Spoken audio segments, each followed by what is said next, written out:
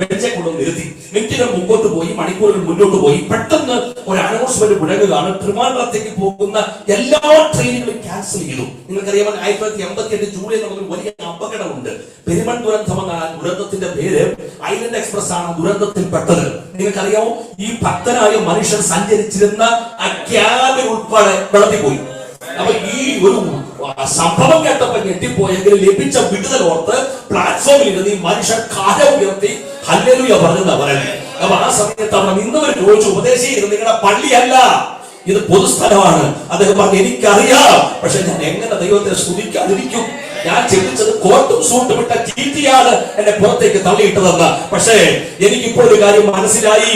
സ്വന്തം കോട്ടും സൂട്ടും ഇട്ട ചീറ്റിയല്ല, മറിച്ച് ഒരു മഹാദൈവം, ഒരു മഹാദുരന്തത്തിൽ നിന്നും എന്നെ പുറത്തേക്ക് തള്ളിയിട്ടതാണ്. ഞാൻ തിരിച്ചറിയില്ല, ഇപ്പോൾ എനിക്കത് മനസ്സിലായി.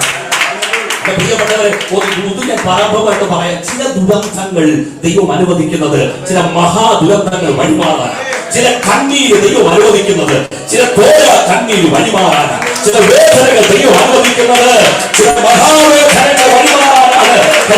തിരിച്ചറിഞ്ഞ പ്രിയപ്പെട്ടവർ ഇതിനകത്തുള്ളിൽ അധരം തുറന്ന് അല്പസമയം ഒരുമിച്ച് ആരംഭിച്ചാൽ ദൈവം ചെയ്യുന്നതെല്ലാം മുന്നേക്കാം.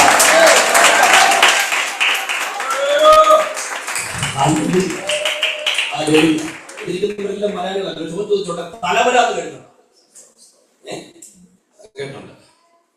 വരാനുള്ളതൊന്നും വഴി തകർന്ന് അത് കേട്ടിട്ടുണ്ടല്ലേ? ഞാൻ ഒന്നിനോട് ചോദിച്ചൊരു ചോദ്യം, വരാനുള്ളതൊന്നും വഴി തകർന്നില്ല. ഇത് പിന്നെ ബൈബിളിലത്തെ വാക്യമല്ല, നമ്മൾ കൂടെ നാട്ടുകാരൻ പറയുന്നതിലൂടെ നമ്മളും കൂടെ അങ്ങ് പറയുന്നത്. പണ്ട് എന്റെ ചർച്ച എഴുതുന്ന സാക്ഷ്യം പറഞ്ഞതാ, എന്ത് പറയാൻ എന്റെ പ്രിയപ്പെട്ടവരെ, വരാനുള്ളത് ഒന്നും വഴി തകർക്കാൻ നമ്മൾ വായിക്കുന്നല്ലോ. അപ്പൊ ബൈബിളിലുള്ള വാക്യമല്ല, ഈ നാട്ടുകാരൻ പറയുന്നതിന്റെ കൂടെ നമ്മളും അടിക്കാണ്. ഈ തലവര ഇല്ലെന്നൊന്നും ഞാൻ പറയത്തില്ല കേട്ടോ, കാരണം നമുക്കെതിരെ പിശാച് എഴുതി വെക്കുന്ന രേഖകളുണ്ട്. പക്ഷെ എന്റെ ദൈവം ആരാന്ന് പറയുമ്പോ സന്തോഷമുണ്ടെങ്കിൽ ദൈവത്തെ സ്തുതിക്കണം. എനിക്കൊരു ദൈവമുണ്ട്, ആ ദൈവം തലവര മാറ്റാൻ കഴിവുള്ളവൻ, വിധികളെ തിരുത്തി കുറിക്കാൻ കഴിവുള്ളവൻ. പിശാചൊരു രേഖ എഴുതിയാൽ അതിനെ കീറാൻ കരുത്തുള്ള ഒരുവരേ ലോകത്തിനുള്ളൂ, അവന്റെ പേര് കൃഷി. ഇത് ഉപവാസ പ്രാർത്ഥന. നിങ്ങളുടെ അനുഭവം ഞാൻ പറയാം, അനുഭവമാണെങ്കിലേ പ്രതികരിക്കാം, അല്ലെങ്കിൽ വാപ്പുട്ടി ഒരു കുഴപ്പമില്ല. സ്വതന്ത്രം നിങ്ങളുടെ അനുഭവം നോക്കിയാൽ മതി. നിങ്ങൾ അനുഭവിച്ച രോഗം നേരിട്ട പലരും ഇന്ന് ലോകത്തിലില്ല. നിങ്ങൾ കടന്നു പോകുന്ന പ്രതിസന്ധി നേരിട്ട പലരും വിഷക്കുപ്പിയിൽ ജീവിതം അവസാനിപ്പിച്ചു. പക്ഷെ പ്രതിസന്ധി 7 മടങ്ങ് ചൂടയ്ക്ക് തീ കൂടിയെങ്കിലും നശിച്ചു പോകാതിരുന്നത് തമ്പുരാന്റെ കൃപ.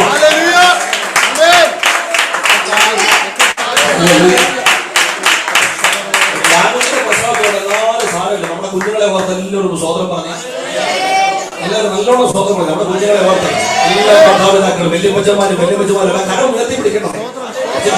നിങ്ങളുടെ കുഞ്ഞുങ്ങൾക്കായിട്ട് നന്ദിയെന്ന് പറഞ്ഞാട്ട്, നിങ്ങളുടെ തലമുറകൾക്കായിട്ട് നന്ദിയെന്ന് പറഞ്ഞാട്ട് സ്വതന്ത്രം. അപ്പം ഈ കുഞ്ഞുങ്ങളെ ഓർക്കുമ്പോണ്ടല്ലോ അഭിമാനം കൊള്ളണം. ഇത് സാധാരണ പിള്ളേരല്ല ഇരിക്കുന്നത്, ഇത് വാഗ്ദത്തത്തിന്റെ തലമുറയാണ്, അല്ലേ? വാഗ്ദത്തത്തിന്റെ തലമുറ. അപ്പൊ നമ്മൾ പറയാറുള്ള എന്റെ കുഞ്ഞു വാഗ്ദത്തത്തിന്റെ കുഞ്ഞാ, ഒരു സംശയമില്ല.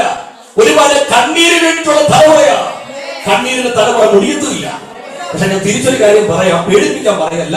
100 വാഗ്ദത്തങ്ങൾ ഈ കുഞ്ഞുങ്ങൾക്കെതിരെ സ്വർഗം എഴുതി വെച്ചിട്ടുണ്ടെങ്കിൽ നടക്കാതിരിക്കാൻ 1000 പദ്ധതി പിശാച് അപ്പുറത്ത് മെനഞ്ഞു വെച്ചിട്ടുണ്ട്.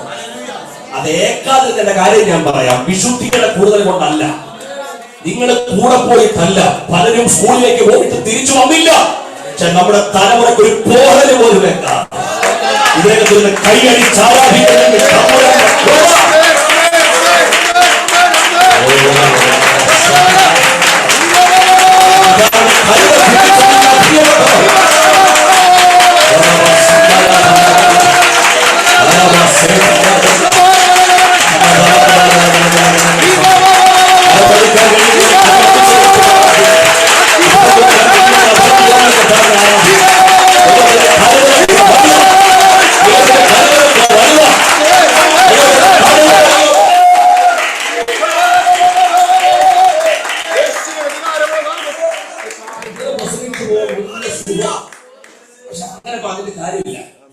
ദൈവത്തിന് സ്നേഹിക്കുന്നവർക്ക് നിർണയപ്രകാരം വിളിക്കപ്പെട്ടവർക്ക് തന്നെ സകലവും നന്മയ്ക്കായി കൂടി വ്യാപരിക്കുന്നു എന്ന് നാം അറിയുന്നു.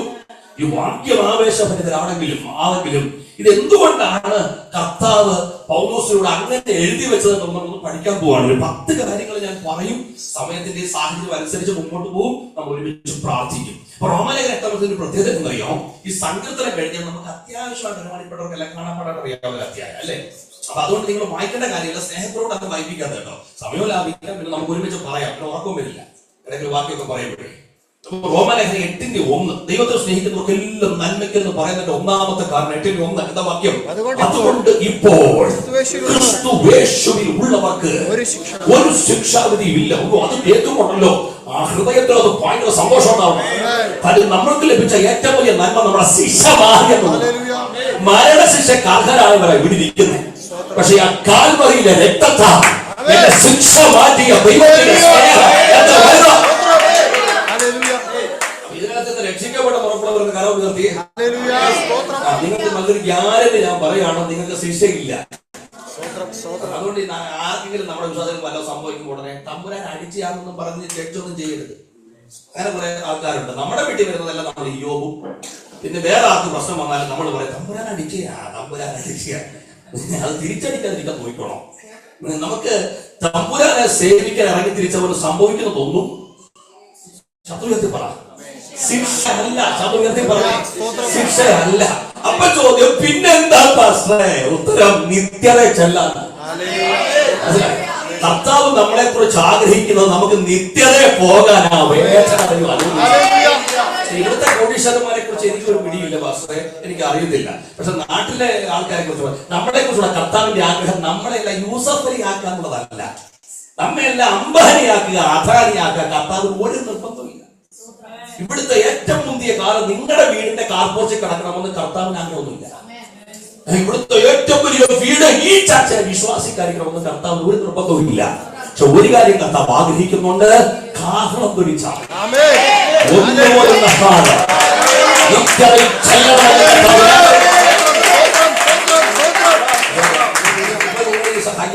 അടുത്ത കാര്യം പറയുമ്പോൾ സന്തോഷം ഉണ്ടെങ്കിൽ അതിനേക്കാൾ കൈയടിക്കണം. നിത്യത പോകാൻ ചിലപ്പോൾ ആരോഗ്യം തടസ്സമാണെങ്കിൽ ആരോഗ്യത്തെ സ്വർണ്ണം കൂടും. നിത്യത പോകാൻ വേണ്ടി സമ്പത്ത് തടസ്സമാണെങ്കിൽ സ്വർണ്ണ സമ്പത്തിന് കൂടും. നിത്യത പോകാൻ ജോലി തടസ്സമാണെങ്കിൽ ജോലി ഇതൊക്കെ ഉണ്ടായിട്ട് നരകത്തിൽ പോകാനുള്ളതല്ല, നിത്യത ചെയ്യുക.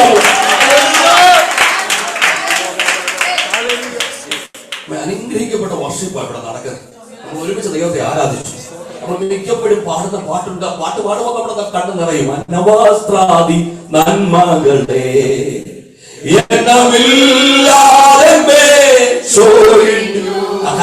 പാടാൻ പറ്റുന്നത് വലിയ അന്നവസ്ത്രാദി നന്മകളെ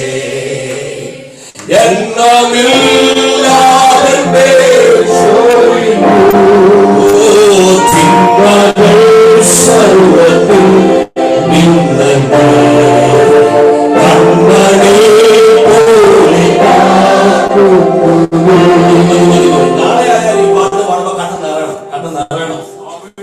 കർത്താവ് നമുക്ക് നൽകിയ അന്ന വസ്ത്ര ആദ്യ നന്മകൾ കർത്താവ് യോഗ്യതയില്ലാത്ത ഒക്കെ ദൈവം നമുക്ക് തന്നില്ലേ. അപ്പൊ കണ്ണ് നിറഞ്ഞു പാടണം. ഇനി അടുത്ത കാര്യത്തിൽ കേൾക്കണം. ഈ തന്നതിനൊക്കെ ഓർത്ത് നമ്മൾ കണ്ണ് നിറയാറുണ്ട്. പക്ഷെ തരാത്തതിനും കൂടെ അതിനേക്കാൾ സ്വതന്ത്രം പറയാം. നിത്യതയെ പോകാന് കർത്താവ് അനുവദിച്ച ശൂന്യതയ്ക്കായി ഇപ്പൊ കര ഉയർത്തുന്നതിനേക്കാളും കര ഉയർത്തണം. നിത്യതയെ പോകാൻ വേണ്ടി കർത്താവ് തരാത്ത പ്രാർത്ഥനകളുടെ മറുപടിക്കായിട്ട് ഇന്ന് രാത്രി സ്തോത്രം പറയണം. ചില ശൂന്യങ്ങൾ ദൈവം അനുവദിച്ച കാര്യം മറ്റേതൊക്കെ ഈ ഭൂമിയിലേക്ക് ദൈവം തന്നത്. നിത്യതയിലെത്താൻ വേണ്ടി കർത്താവ് അനുവദിച്ച ശൂന്യതയ്ക്കായിട്ട് സ്തോത്രം പറയാൻ കഴിയുമെങ്കിൽ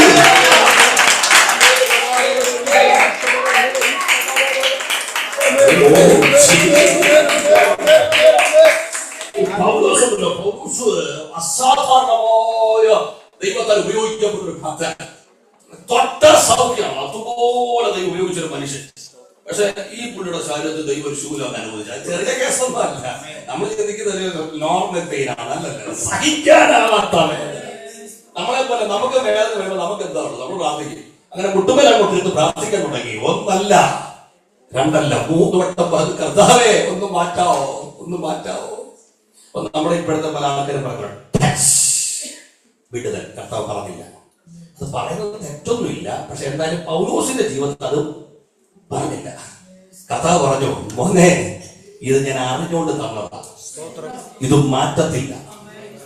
ഇത് എന്തിനാന്നുള്ള കാര്യം കൊണ്ട് പറഞ്ഞു, നീ പ്രസംഗിക്കാൻ നടക്കല്ലേ, പക്ഷെ വെളിപ്പാടുകളുടെ ആധിക്യത്താൽ നീ നിഗളിച്ചു പോകാതിരിക്കാനാണ്. ലക്ഷങ്ങളോട് നീ പ്രസംഗിച്ചിട്ട് നീ നിഗളിച്ചിട്ട് നരകതി പോകുന്നതിനേക്കാൾ നല്ലത് ഈ ശൂലമാകത്തുണ്ടെങ്കിലും നിത്യത പോകാനാ.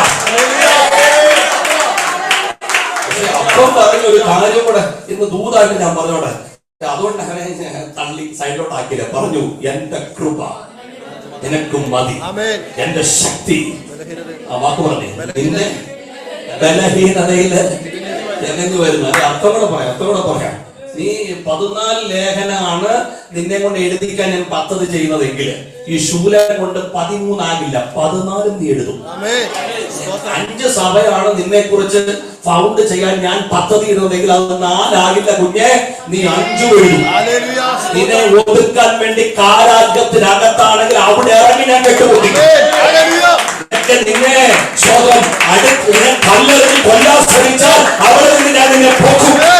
നിന്റെ മേൽ ഉയരത്തിലില്ല.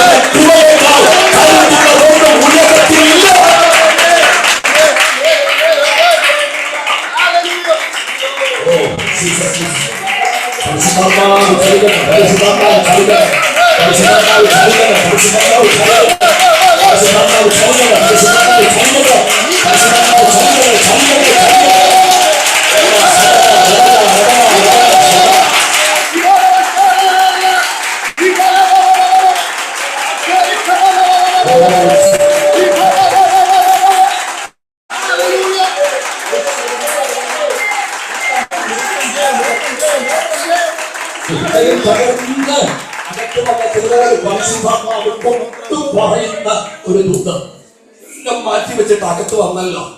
ഇതുകൊണ്ട് എന്നാ ഗുണം പാസ്റ്റർ എന്ന് ചോദിച്ചാൽ, നാളെ തൊട്ട് സമ്പത്ത് കുഞ്ഞുകൂടുമെന്ന് ഞാൻ പ്രസംഗിക്കില്ല.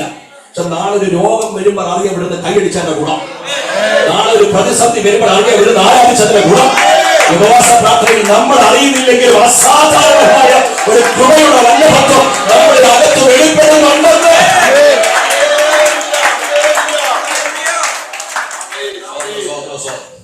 അപ്പം കർത്താവ് ചെയ്യുന്നതെല്ലാം നന്മയ്ക്കെന്ന് പറയുന്നതിന്റെ ഒന്നാമത്തെ കാര്യമാണ് പറഞ്ഞത്. ഇതൊന്നും തകർക്കാനല്ല, മറിച്ച് നിത്യതയിൽ എത്തിക്കാനാ. കരമുയർത്തി കർത്താവ് 8:18 വാക്യങ്ങളോ 8:18 വാക്യം നമ്മിൽ വെളിപ്പെടാനുള്ള എന്നോട് ചേർന്ന് പറഞ്ഞേ, തേജസ് വിചാരിച്ചാൽ ഈ കാലത്തിലെ കഷ്ടങ്ങൾ സാരമില്ലെന്ന് ഞാൻ എണ്ണുന്നു. വാക്യം ഞാൻ തിരിച്ചു പറയാം, ഈ കാലത്തിലെ കഷ്ടങ്ങളെല്ലാം നമ്മിലൊരു തേജസ് വെളിപ്പെടാൻ. ഞാൻ ചിന്തിച്ചിട്ടുണ്ട്, ഈ കർത്താവ് എന്തിനാ ഈ പാവങ്ങൾക്ക് ഈ പ്രതിസന്ധി കഷ്ടതയൊക്കെ അനുവദിക്കുന്നത്? നമ്മൾ ഇപ്പോഴും പറയും, കർത്താവെ ദൈവത്തെ സേവിക്കുന്നവനും പ്രാർത്ഥിക്കാറില്ലേ, സേവിക്കാത്തവനും തമ്മിലുള്ള വ്യത്യാസം പറയും തോറും അവൻ തഴച്ചു നമ്മുടെ കാര്യം താഴോട്ട് പോകും. നമുക്ക് ചോദ്യം, അവരിങ്ങനെ തഴച്ചു വരികയും ചെയ്യുന്നു, പ്രാർത്ഥിച്ചിട്ട് നമ്മളിങ്ങോട്ട്. അപ്പൊ ഞാൻ എന്തുകൊണ്ടാണ് ഈ ദൈവത്തിന്റെ ജീവിതത്തിൽ കഷ്ടത അനുവദിക്കുന്നത്? ലളിതമായിട്ട് ഉത്തരം പറയും, നമ്മുടെ വീടല്ലാത്തോണ്ടാണ്. ചില ആൾക്കാർക്കില്ലേ, സ്വന്തം വീട്ടിൽ കിടന്നാലേ ഉറങ്ങും. എനിക്കൊരു പ്രശ്നം കേട്ടോ, ഞാൻ സീവർമാസം വീട്ടിൽ ചെന്ന് കിടന്നാൽ മതി, അന്നേരം ഉറങ്ങും. കാരണം എനിക്കതൊരു പ്രകാരം ഞാൻ ഈ പണ്ട് ഞാൻ ബസ്സിൽ നിന്ന് ഉറങ്ങുന്ന കക്ഷിയായിരുന്നു. അപ്പൊ അത് ഉറക്കം എനിക്കൊരു പ്രശ്നമില്ല. പക്ഷെ ചില ആൾക്കാർ കട്ടിലേ കിടന്നാലേ ഉറക്കം വരും, ആ വീട്ടിൽ ചെന്നാലേ ഉറക്കം വരും. അങ്ങനെയുള്ള ഇവിടെ ഇല്ലേ? ഇല്ല, അങ്ങനെ ഇല്ല. പക്ഷെ എന്നാലും വീടൊരു വീടാ, അതൊരു വികാരം. ഇപ്പം ലീഡ്സ് അങ്ങനെ ചോദിച്ചു കഴിഞ്ഞാൽ, ഇതുപോലുള്ള സ്ഥലവും ഞാൻ കേരളത്തിൽ കണ്ടിട്ടില്ല. എന്ന് പറഞ്ഞ് ഇവിടെ നിൽക്കും ഞാൻ. എന്റെ ഭാര്യ എവിടാണ്, എന്റെ കൊച്ചെവിടാണ്, എന്റെ അപ്പനെവിടാണ്, എന്റെ അമ്മ എവിടാണ്. വീട്ടിൽ ചെല്ലുമ്പോഴുള്ള സന്തോഷമുണ്ടല്ലോ. ഓരോ ദിവസം പറഞ്ഞു, നമ്മുടെ പൗരത്വം സ്വർഗത്തിലാവും. ഇവിടുത്തെ പോലീസിന്റെ ഡിപ്പാർട്ട്മെന്റ് ജയിലൊന്നും എനിക്കറിയില്ല. പക്ഷെ നാട്ടിലെ സംബന്ധിച്ചിടത്തോളം ഇപ്പൊ ജയിലൊക്കെ നല്ല ഹൈഫൈ ആണെന്ന് പറഞ്ഞത്. പഴയ പോലൊന്നും അല്ല, പണ്ട് ഗോതമ്പുടാന്നൊക്കെ പറയാറുണ്ട്. ഇപ്പം 2 നേരം ഒരാഴ്ച മട്ടൺ, രണ്ട് നേരം. പിന്നെ ഒരു ദിവസം ഉണ്ടെന്ന് പറയുന്നത് 650 രൂപ കൂലി. സുഖമല്ലേ, ചെന്ന് കിടന്നാൽ മതി, പോലീസിന്റെ പ്രൊട്ടക്ഷൻ എല്ലാം എന്നും പറഞ്ഞ് ഞാൻ വഴി കൂടെ പോകുമ്പോ എന്നെ പിടിച്ച് ജയിലിൽ കൊണ്ടിടുക, എന്റെ ജീവൻ നല്ല സുഖമായിരിക്കും. ഇത്ര നിങ്ങൾ കേട്ടല്ലോ. അതുകൊണ്ട് എന്നാ പാസ്റ്റർ ഇവിടെ എന്തിനാ കഷ്ടപ്പെട്ടെ, അങ്ങോട്ട് പോയേക്കാം, ജയിലിൽ പോയി കിടക്കാം എന്ന് താല്പര്യമുള്ളവരെ കഥ നിർത്തി ഒന്ന് കാണാനാ ആരുമില്ല. എന്റെ കാര്യം എന്താ പറയുക, നമുക്കറിയാതെ കൊള്ളക്കാരനുള്ളതാ, കള്ളനുള്ളവനാ, തരികിടക്കുള്ളതാ. നേരെ ചൊവ്വേ ജീവിക്കുന്നവര് പറ്റിയ സ്ഥലമല്ല ജയില്. അതാ പൗലോസ് പറഞ്ഞത്, ഇത് ഞങ്ങളുടെ വീടല്ല, ഞങ്ങൾക്കൊരു ഭവനമുണ്ട്. നമ്മുടെ വീട്ടിൽ അല്ലാത്തതുകൊണ്ടാണ് ഈ പ്രതിസന്ധി. അതിന് ഞാൻ അങ്ങോട്ട് പറയാം, ഇവിടെ വന്നതുകൊണ്ട് എല്ലാ കഷ്ടതയും മാറി. ചുമ്മാ തട്ടിപ്പ് സുവിശേഷം, തട്ടിപ്പ് സുവിശേഷം. പേടിപ്പിക്കാൻ പറയല്ല. ഇനി മരണത്തിന് 50 വർഷവും കൂടെ ബാക്കിയുണ്ടെങ്കിൽ, 15 വർഷവും കൂടെ ബാക്കിയുണ്ടെങ്കിൽ, ഇതുവരെ അനുഭവിക്കാത്ത പ്രതിസന്ധി, ഇതുവരെ അനുഭവിക്കാത്ത കഷ്ടതയും ഒക്കെ ജീവിതത്തിൽ വന്നു വരും. കാര്യം മനുഷ്യ ജീവിതമാണ്. പക്ഷെ ഒരപ്പൻ കയ്യെ പിടിച്ചിട്ടുള്ള പോലാണ് നിങ്ങളുടെ ജീവിതത്തിന്റെ ധൈര്യം. പക്ഷെ ആ വാക്ക് നിങ്ങൾ കണ്ടോ, നമ്മിൽ വെളിപ്പെടാനുള്ള തേജസ്. ആ വാക്ക് എല്ലാവരും ഒന്ന് പറഞ്ഞ തേജസ്. അത് പറഞ്ഞേ, തേജസ്, തേജസ്. അതൊരു സാധാരണ കാര്യമല്ല. എന്റെ പ്രിയപ്പെട്ടവരെ, പഴയ നിയമത്തിലൊക്കെ ഉണ്ടല്ലോ, ആ തേജസ് ഇറങ്ങിയപ്പോ പുരോഹിതന്മാർക്ക് ശുശ്രൂഷിക്കാൻ പോലും കഴിയാത്ത വിധം ദൈവ തേജസ് വ്യാപരിച്ചതാണ്. മോശ സമാഗമന കൂടാരത്തിലേക്ക് കയറുമ്പോ അവൻ പ്രാർത്ഥിച്ചോണ്ട് കയറിയത്, കർത്താവേ തേജസ് ഉണ്ടാകണേ. ഈ മീറ്റിംഗിനകത്തും ആ ഒരു തേജസിന്റെ പ്രതിഫലനമാണ് നമ്മൾ അനുഭവിക്കുന്നത്. ആത്മസന്തോഷം. ആ തേജസ് നഷ്ടമായ യോഗത്തിന് ഒരർത്ഥമില്ല. കർത്താവ് മരുഭൂമിയിലെ കയറിയപ്പോൾ അവർ പറഞ്ഞു, നാം ഇവിടെ ഇരിക്കുന്നത് നല്ലത്. കാര്യം ആ തേജസ് വെളിപ്പെട്ടതിന്റെ ഗുണമാണ്. ദൈവത്തിന് സ്തോത്രം. ഇനി ഞാൻ സന്തോഷ വാർത്ത പറയട്ടെ, ഈ തേജസ് നമ്മുടെ ശരീരത്തിൽ നമ്മൾ വെളിപ്പെടാൻ തുടങ്ങിയാലോ. ഇപ്പൊ ഞാൻ ഇവിടെ നിന്നപ്പോ ഞാനിതിന്റെ ആരും കൂടെ ഇങ്ങനെ സംസാരിച്ചു വന്നപ്പോ പറഞ്ഞു, അച്ഛനോട് സംസാരിച്ചപ്പോൾ പറഞ്ഞു, നമ്മുടെ ടിജോ കർത്താവിന്റെ ദാസ് ഇങ്ങനെ ഇവിടെ എല്ലാം സെറ്റ് ചെയ്തുകൊണ്ടിരുന്നപ്പോ ഞാൻ പറഞ്ഞു, പൊടിയൊക്കെ നരച്ചല്ലോ എന്ന് പറഞ്ഞു. പെട്ടെന്ന് ചിരിച്ചോണ്ടിരുന്ന ടിജോ പാസ്റ്ററുടെ മോഹം അങ്ങ് മാറി. കാര്യം പിന്നെ ഇവിടെ ഞാൻ പുറകോട്ട് നോക്കുമ്പോൾ പലരുടെയും പൊടിയൊക്കെ നരച്ചു എന്ന് പറഞ്ഞ് വിഷമില്ല. ഇതൊക്കെ അഡ്ജസ്റ്റ് ചെയ്ത് വെച്ചിരിക്കുകയാണ്. ഞാനും നരയ്ക്കും. പിന്നെ ശരീരമൊക്കെ ചുക്കി ചുടിഞ്ഞവരുണ്ട്. പിന്നെ ഷുഗർ, പ്രഷർ, കൊളസ്ട്രോൾ, ഇതെല്ലാം വളരെ കൈകൾ എടുത്തി പറഞ്ഞ് ഇവിടെ ഒട്ടുമുക്ക പേര് കരവെടുത്ത് എന്ന് പറഞ്ഞ് നിരാശകളൊന്നും വേണ്ട. ഇത് മാറാൻ ഉപവാസമൊന്നും ഇരിക്കരുത്. നര മാറാനും ചുക്കി ചുടിഞ്ഞത് മാറാനും ഷുഗർ മാറാനും കൊളസ്ട്രോൾ മാറാനും ഒന്നും ആരും ഉപവാസം ഇരിക്കേണ്ട. ഇതൊക്കെ പ്രായമാകുന്നതിന്റെ ലക്ഷണമാണ്. പക്ഷെ ഒരു സന്തോഷ വാർത്ത ഞാൻ പറയാം, നമ്മുടെ ശരീരം തേജസ്കരിക്കപ്പെട്ടിട്ടില്ല. അതിന്റെ ഒരു ടെൻഷനാണ് നമ്മൾ അനുഭവിക്കുന്നത് മുഴുവൻ. പക്ഷെ ഞാനങ്ങിക്കൊണ്ടിരിക്കുകയാണ്. അധികം താമസമില്ല, കർത്താവ് വരും. ആ സമയത്ത് നമ്മുടെ ശരീരം തേജസ്കരിക്കപ്പെടും. ആ പ്രത്യാശയോട് അതിനുവേണ്ടി കാത്തിരിക്കുന്ന ഒരു കൂട്ടമായി ഇവിടുന്ന് കൈവരിച്ച്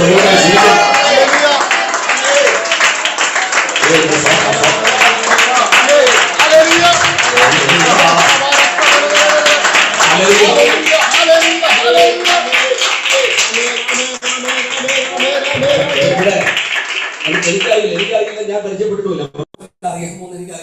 പ്രായം ഉണ്ടായിട്ടുള്ള പാതിയായി ഈ വേട്ടമല ഫിലിപ്പോസ് വേട്ടമല ഫിലിപ്പോസ് ഉപദേശം എന്ന് പറഞ്ഞ അനുഗ്രഹിക്കപ്പെട്ട ദൈവദാസൻ ഉണ്ടായിരുന്നു. അപ്പൊ ഇദ്ദേഹം ഒരു കൺവെൻഷൻ യോഗത്തിന് പോയിട്ട് ഇങ്ങനെ മുങ്ങിയിരിക്കാം. ഇപ്പൊ പ്രസംഗിച്ച ആളുണ്ടല്ലോ, ഈ ദൈവദാസനെ കണക്കറ്റ് കളിയാക്കി, കണക്കറ്റ് പരിഹസിച്ചു. കാരണം പുള്ളിയുടെ കളർ എന്ന് പറഞ്ഞാൽ കറുത്ത നിറം. അപ്പൊ കറുത്ത നിറമോട്ടാണ് കളിയാക്കിയത്. എന്നാൽ നമ്മൾ ഉപദേശമായി വിടത്തില്ല. പക്ഷെ ആ പാവപ്പെട്ട ദൈവദാസൻ ഒരു സ്വാദമായ ദൈവദാസന. അതുകൊണ്ട് ഇരുന്നങ്ങ് കേട്ടു. പ്രസംഗം കഴിയുന്നവരെ എഴുന്നേറ്റ് പോയില്ല. കണ്ണീരോടെ ഇരുന്ന് കേട്ടു. അപമാനത്തിന് മുമ്പിൽ അദ്ദേഹം എഴുന്നേറ്റ് ബഹളം ഉണ്ടാക്കാനൊന്നും പോയില്ല. പക്ഷെ പ്രസംഗം കഴിഞ്ഞു ആശ്വാസം പറയുന്നതിന് മുമ്പതൊക്കെ എഴുന്നേറ്റിട്ട് അദ്ദേഹം റൂമിലേക്ക് പോയി. റൂമിലേക്ക് പോയിട്ട് റൂമിലോട്ട് കയറിയപ്പോഴത്തേനും നെഞ്ചു പൊട്ടിക്കരയാണ് ഈ മനുഷ്യൻ. കാര്യം അത്രയും പേരുടെ മുമ്പിൽ ഒരു കളറിന്റെ പേരിൽ അപമാനിക്കപ്പെട്ടു എന്നുള്ള വിഷമം കൊണ്ട് റൂമിനകത്ത് കയറിയിട്ട് അദ്ദേഹം നെഞ്ചു പൊട്ടിക്കരയാണ്. സോ അദ്ദേഹം പറഞ്ഞു, എനിക്ക് ഈ കളറ് കർത്താവ് തന്നെയാണ്, പക്ഷേ ഞാൻ എന്താ അപമാനിക്കപ്പെട്ടത്. അപ്പൊ നേരത്തെ ഞാൻ പറഞ്ഞതുപോലെ ഇതിന്റെ കറുത്ത നിറം മാറട്ടെ എന്നൊന്നും കർത്താവ് പറഞ്ഞില്ല. കർത്താവ് നിനക്ക് ബെസ്റ്റ് കളറാണ് ബ്ലാക്ക്, കൊള്ളാം, നല്ല കളറാണ്. പക്ഷെ കർത്താവ് ഒരു ദൂത് അകത്തേക്ക് പറഞ്ഞു കൊടുത്തു, നീതി സൂര്യൻ വരുമ്പോ കൽപ്രഭയിൽ കാന്തിയായി നീ നിരന്തരം മാറും. രാജരാജ പ്രതിഭയെ ധരിപ്പിച്ച് തന്നെ കൂടെ ഇരുത്തുന്ന രാജാവ്. ഉപവാസ പ്രാർത്ഥനയിൽ ഇത് കേട്ടപ്പോൾ തന്നെ എനിക്ക് ഒരു ആവേശം തോന്നിയില്ലേ? അപ്പൊ ഭക്തൻ അകത്തിരുന്നപ്പോൾ അകത്ത് കയറിയ ദൂത് കേട്ടപ്പോ അയാൾ തുള്ളിച്ചാടി ദൈവത്തെ ആരാധിച്ചില്ലേ? നീതി സൂര്യൻ വരുമ്പോൾ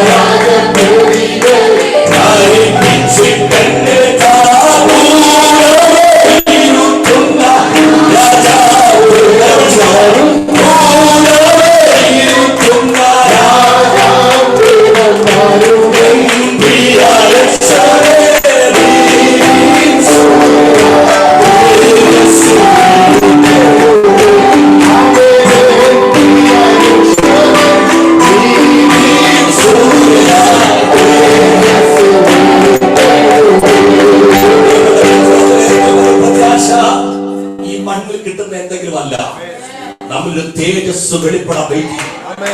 മരണമല്ല വിഷയം, ഉയർപ്പാണ് വിഷയം. ഈ ശരീരമല്ല വിഷയം, അകമയുള്ള ശരീരമാണ് വിഷയം.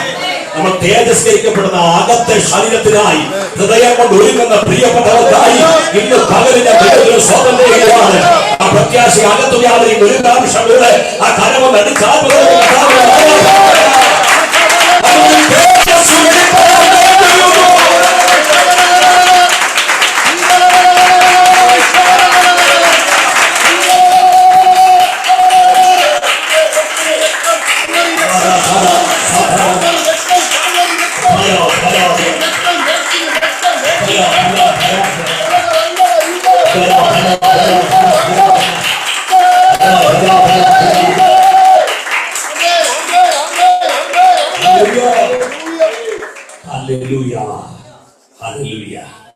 അതുകൊണ്ട് ഈ തേജസ് കാണുന്നതിന് വേണ്ടി നമുക്ക് ഒരുങ്ങാം.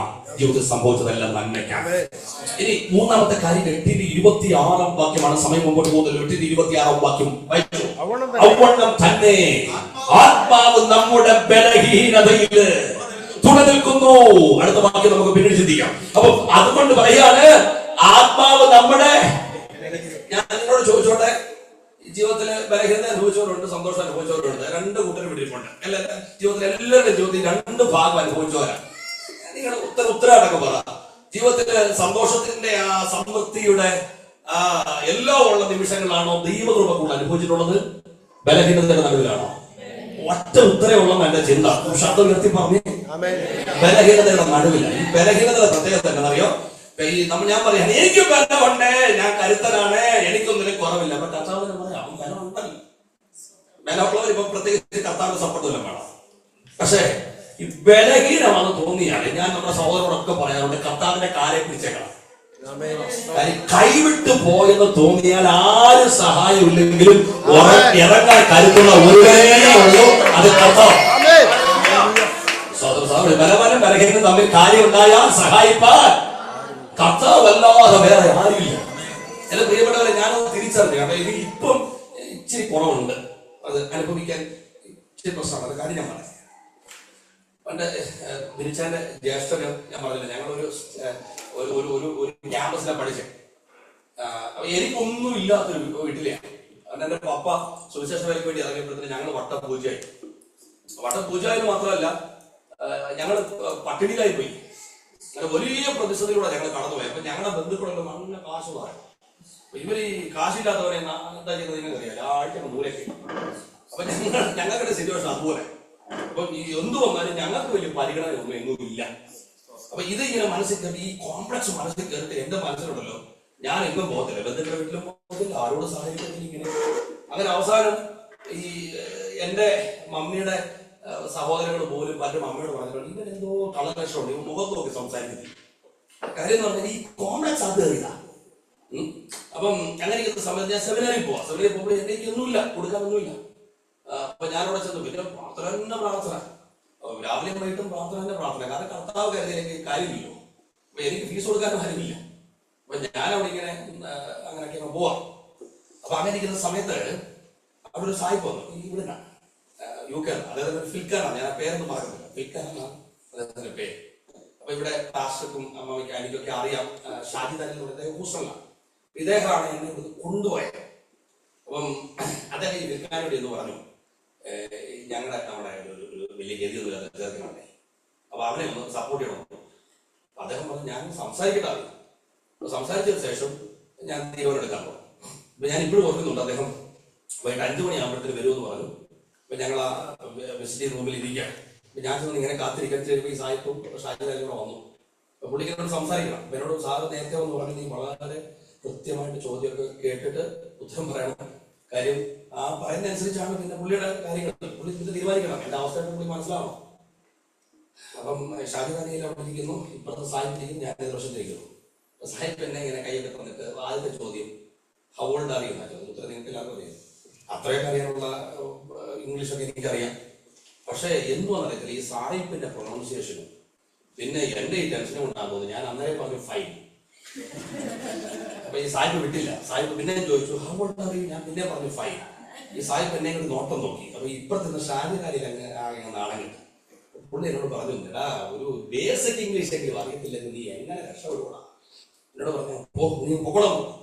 ഞാനിങ്ങനെ വിഷമിച്ചാ പോയത്. പക്ഷെ എന്നെ സായിക്കാൻ ഇഷ്ടപ്പെട്ടു. അന്ന് വൈകിട്ട് ഷാജിദനെ വിളിച്ച് പറഞ്ഞു, ആ കൊച്ചിനെ ഞാൻ ഇഷ്ടപ്പെട്ടു, അവന്റെ 4 വർഷത്തെ ഫീസ് ഞാൻ സ്പോൺസർ ചെയ്തോളാം. സംഭവം ഞാൻ അവിടെ കിടന്ന് ഇറങ്ങിയെങ്കിലും അവിടെ സപ്പോർട്ടിന് ഇറങ്ങിയ ഒരു ആത്മാ.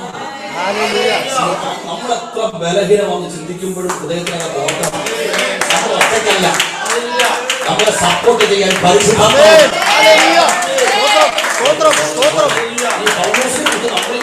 പൗലോസിന്റെ ലേഖനം നമ്മൾ പഠിക്കുന്നത്. ഈ പൗലോസിനെ കുറിച്ച് നമ്മൾ പ്രസംഗിക്കുമ്പോൾ നമ്മൾ ചിന്തിക്കും പൗലോസൊക്കെ ഭയങ്കര സംഭവമാണ്. പക്ഷെ പൗലോസിന്റെ പ്രസംഗത്തെ കുറിച്ച് പൗലോസ് തന്നെ പറഞ്ഞിട്ടുണ്ട്, ഞാൻ പ്രസംഗിക്കുന്നുവെങ്കിലും, അങ്ങനെ എഴുതി തുടങ്ങുന്നതല്ല, അങ്ങനെ ഞാൻ പ്രസംഗിക്കുന്നുവെങ്കിലും വാചാലത്തോടല്ല. നിങ്ങൾ കേട്ടിട്ടുണ്ടോ? പ്രസംഗിക്കുന്ന ഏറ്റവും ആവശ്യം എന്താ? വാചാലില്ലാത്താണ് പ്രസംഗമാണ്. പക്ഷെ പലപ്പോഴും എനിക്കെന്തോയില്ല, വാചാലില്ല. 2-ാം അധ്യായത്തിൽ പൗലോസ് എഴുതി വെച്ചു, എനിക്ക് ജ്ഞാനത്തിന്റെയും വചനത്തിന്റെയും വൈഭവം ഇല്ലെന്ന്. വൈഭവത്തിന്റെ അർത്ഥം എന്താ പറയുക? വൈഭവത്തിന്റെ അർത്ഥം ഒരർത്ഥം ഞാൻ പറയാം, വിഭവശേഷി. ജ്ഞാനവും വചനവും അറിയുന്നില്ലെന്നല്ല, പക്ഷെ അറിയാൻ ഇത് വിളമ്പാൻ പുള്ളിക്ക് അറിയാം. ഇവിടെ കുഞ്ഞുങ്ങളൊക്കെ ഇരിപ്പോട്ട് നമ്മുടെ സ്കൂളിലൊക്കെ പഠിച്ചവരാ. നമുക്കറിയാം, ഈ ചില അധ്യാപകരുണ്ട്, അവർക്ക് ഒന്നും അറിയത്തില്ലോ, അങ്ങോട്ട് കയറി നിന്നാൽ മതി, നമ്മളെ ഈ എഴുത്തും. പക്ഷെ ചിലവരുണ്ട് ഡബിൾ PhD ആയിരിക്കും, പക്ഷെ 1/2 മണിക്കൂർ നിന്നാൽ നമുക്കറിയാം ഈ പുള്ളിക്ക് വിളമ്പാനൊന്നും അറിയത്തില്ല, ബോറടിച്ച് ഉപ്പാട് വരും. പൗലോസ് പറഞ്ഞു, എനിക്ക് ജ്ഞാനത്തിന്റെയും വചനത്തിന്റെയും വൈഭവം ഇല്ല. പക്ഷെ വേറെ അടുത്ത് പറഞ്ഞു, എനിക്ക് വശീകരണ ശക്തിയില്ല. നല്ല കുരുത്തനെ എന്താ പറഞ്ഞു, എനിക്ക് എന്തോ ഇല്ല. ചില ആൾക്കാരുണ്ട് പിടിച്ചിരുത്തി കളയും, പ്രസംഗമൊക്കെ പിടിച്ച് തമാശ ഒക്കെ പറഞ്ഞ ആൾക്കാർ 3 മണിക്കൂർ പ്രസംഗിച്ചാലും ഒരു ബോർ പഠിക്കത്തില്ല. പക്ഷെ പൗലോസ് പറഞ്ഞു, എനിക്ക് അതിനുള്ള ശേഷിയും ഇല്ല. അതിനൊരു നല്ല ഉദാഹരണം, പ്രസംഗിച്ചോട്ട് ഉറങ്ങി താഴെ പോയി. സത്യം പറഞ്ഞാൽ ഇവിടെ മയങ്ങുന്നില്ല തോന്നുന്നു, സോറി മയങ്ങുന്നില്ല. പക്ഷെ ചിലയിടത്ത് മയക്കൊക്കെ വരും, അതൊക്കെ ശാരീരിക പ്രശ്നങ്ങളാണ്. പക്ഷെ പൗലോസിന്റെ പ്രസംഗം കേട്ടിട്ട് മയങ്ങിയതല്ല, ഗാഠത്തിന്റെ പിടിച്ചതാണ് പോയത്. അപ്പൊ പ്രസംഗം അതുപോലായിരുന്നു, ലോകപ്രചാരം തോന്നിയായിരുന്നു. അപ്പൊ പൗലോസിനെ സംബന്ധിച്ചിടത്തോളം പ്രസംഗത്തിന് വലിയ കഴിവില്ല, വാചാലില്ല. എന്നാൽ പൗലോസിന്റെ ശുശ്രൂഷയിൽ അത്ഭുതങ്ങൾ നടന്നതുപോലെ വേറെ ആരുടെയും ജീവിതത്തിൽ അത്ഭുതങ്ങൾ നടന്നിട്ടില്ല. പൗലോസ് പറയാം, ആ ബലഹീനതയില് ഞാൻ പ്രശംസിക്കുക, കാരണം അതുകൊണ്ട് ക്രൂശ് വ്യർത്ഥമായില്ലെന്ന്. മനസ്സിലായോ?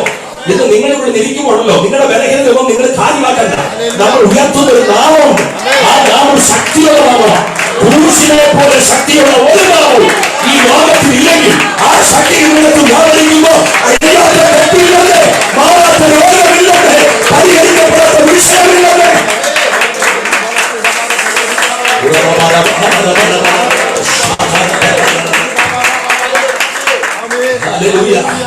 നമ്മുടെ കരങ്ങളെ ഉയർത്തി ദൈവത്തിന് സ്വാഗതം ചെയ്യുക. അതുകൊണ്ട് നമ്മുടെ ബലമല്ല വിഷയം, ദൈവത്തിന്റെ ബലമാണ്. നമ്മൾ ചിന്തിക്കുന്നത് എനിക്ക് ബലമില്ല, അത് എന്തിനാ നമുക്ക് ബലം? നമ്മൾ പാടാറുണ്ട്, ബലം നിന്നിലുള്ളോ ഭാഗ്യം നീളെ. അതിനർത്ഥം എനിക്കല്ല ബലം, മറിച്ച് എന്റെ ബലം എവിടാ? എന്റെ കർത്താവില്ല. അങ്ങനെയാണെങ്കിൽ അങ്ങനെ ഹൃദയത്തോട് ചേർത്ത് പാടിയ ബലം നിന്നിലുള്ളോ ഭാഗ്യം നീളോ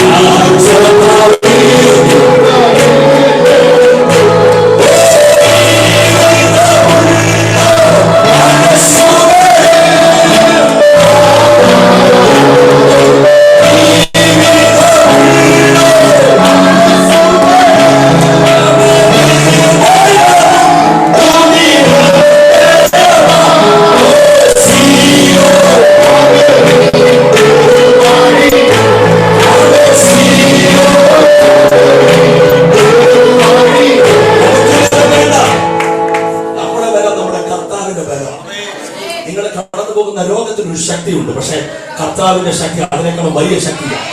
നിങ്ങളെ കടന്നു പോകുന്ന സാമ്പത്തിക പ്രതിസന്ധിക്ക് ഒരു ബലമുണ്ട്, അതിനേക്കാൾ കരുത്തലാണ് നമ്മുടെ കർത്താവിന്റെ ബലം. നിങ്ങൾ കടന്നു പോകുന്ന രോഗത്തിന് ശക്തിയുണ്ട്, അതിനേക്കാൾ കരുത്തലാണ് നമ്മുടെ കർത്താവ്. നമ്മൾ കടന്നു പോകുന്ന പ്രതിസന്ധിക്ക് ഒരു കരുത്തുണ്ട്, അതിനേക്കാൾ ബലമാണ് എന്റെ കർത്താവെങ്കിൽ. എന്റെ കരുത്തില്ല വിഷയം, എന്റെ ബലഹീനതയാണ് വിഷയം, എന്റെ ദൈവത്തിന്റെ ബലമാണ് വിഷയം.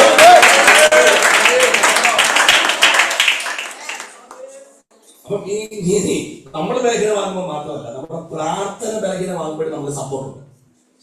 അത് വാക്യം അവിടെ തന്നെ ആത്മാവ് നമ്മുടെ ബലഹീനതയിൽ തുടർന്ന് നിൽക്കുന്നു. വേണ്ടും പോലെ പ്രാർത്ഥിക്കേണ്ടത് എങ്ങനെയെന്ന് എനിക്ക് സമയം തരാൻ വേണ്ടിയാ പ്രാർത്ഥിക്കുന്നതൊന്നും അധികം ആർക്കും സമയം കിട്ടിയില്ല. ആർക്കും സമയം പരാതിയൊന്നും പറയരുത്, എനിക്ക് പ്രസംഗ സമയം തരാൻ വേണ്ടി കട്ട് ചെയ്തതാണ്. പക്ഷെ എന്നാലും പിന്നെ പാസ്റ്റർ പ്രാർത്ഥിച്ചു, പാസ്റ്റർ പ്രാർത്ഥിച്ചു. ആരും പ്രാർത്ഥിക്കുന്ന രീതിയൊന്നും അല്ല, അങ്ങനത്തൊന്നുമില്ല. അതങ്ങനെയാണ്, അതിന്റെ കാര്യം ഞാൻ പറയാം. ആരും പ്രാർത്ഥിക്കുന്ന രീതിയിലൊന്നും അല്ല പ്രാർത്ഥിച്ചത്. കാരണം നമുക്ക് എങ്ങനെയാ പ്രാർത്ഥിക്കേണ്ടത് നമുക്ക് അറിയത്തില്ല. അതാണ് ഒരു ഫാക്ട്. പിന്നെ അതിന് അർത്ഥം പ്രാർത്ഥിക്കേണ്ടതെന്നല്ല, ആ ബലഹീനതയെ താങ്ങാൻ ഒരു പരിശുദ്ധാത്മാവിന്റെ സഹവാസം. പിന്നെ ചിലത് പ്രാർത്ഥനയുടെ കേസ് നമ്മൾ അടിക്കുന്നറിയാം, സൂപ്പറായിട്ട് നല്ല പ്രാർത്ഥനയാണ് ചേച്ചി, നല്ല സൂപ്പർ പ്രാർത്ഥന അറിയാന്നറിയാം. പ്രാർത്ഥനയുടെ വാചാലിയോ പിന്നെ 4 വാക്യമൊക്കെ ഇടയ്ക്ക് കൂടെ കേട്ടിട്ടുണ്ടെങ്കിൽ നമ്മൾ പറയും ഉഗ്രൻ. പിന്നെ ചില ആൾക്കാരുണ്ട് ഇടയ്ക്ക് മനസ്സിലാക്കാൻ പ്രശ്നം, അത് കേൾക്കുമ്പോൾ നമ്മൾ പറയാം ശക്തിയുള്ള പ്രാർത്ഥന, അടിപൊളി പ്രാർത്ഥന. സത്യം പറഞ്ഞാല് ടിജോ പാസ്റ്റൊക്കെ പേരറിയാന്ന് പറഞ്ഞാൽ ഞങ്ങളുടെ ടിജോ പാസ്റ്റർ ആകാനാ. ബാക്കി എല്ലാ കാര്യവും ഒത്തിട്ടുണ്ട്, പിന്നെ ബാക്കിയെല്ലാം ഒത്തു. അപ്പം ആകണമല്ലോ. അപ്പൊ ഞാൻ പറഞ്ഞു അപ്പൊ ചിലപ്പോൾ പ്രവചന ദൂതായിരിക്കും.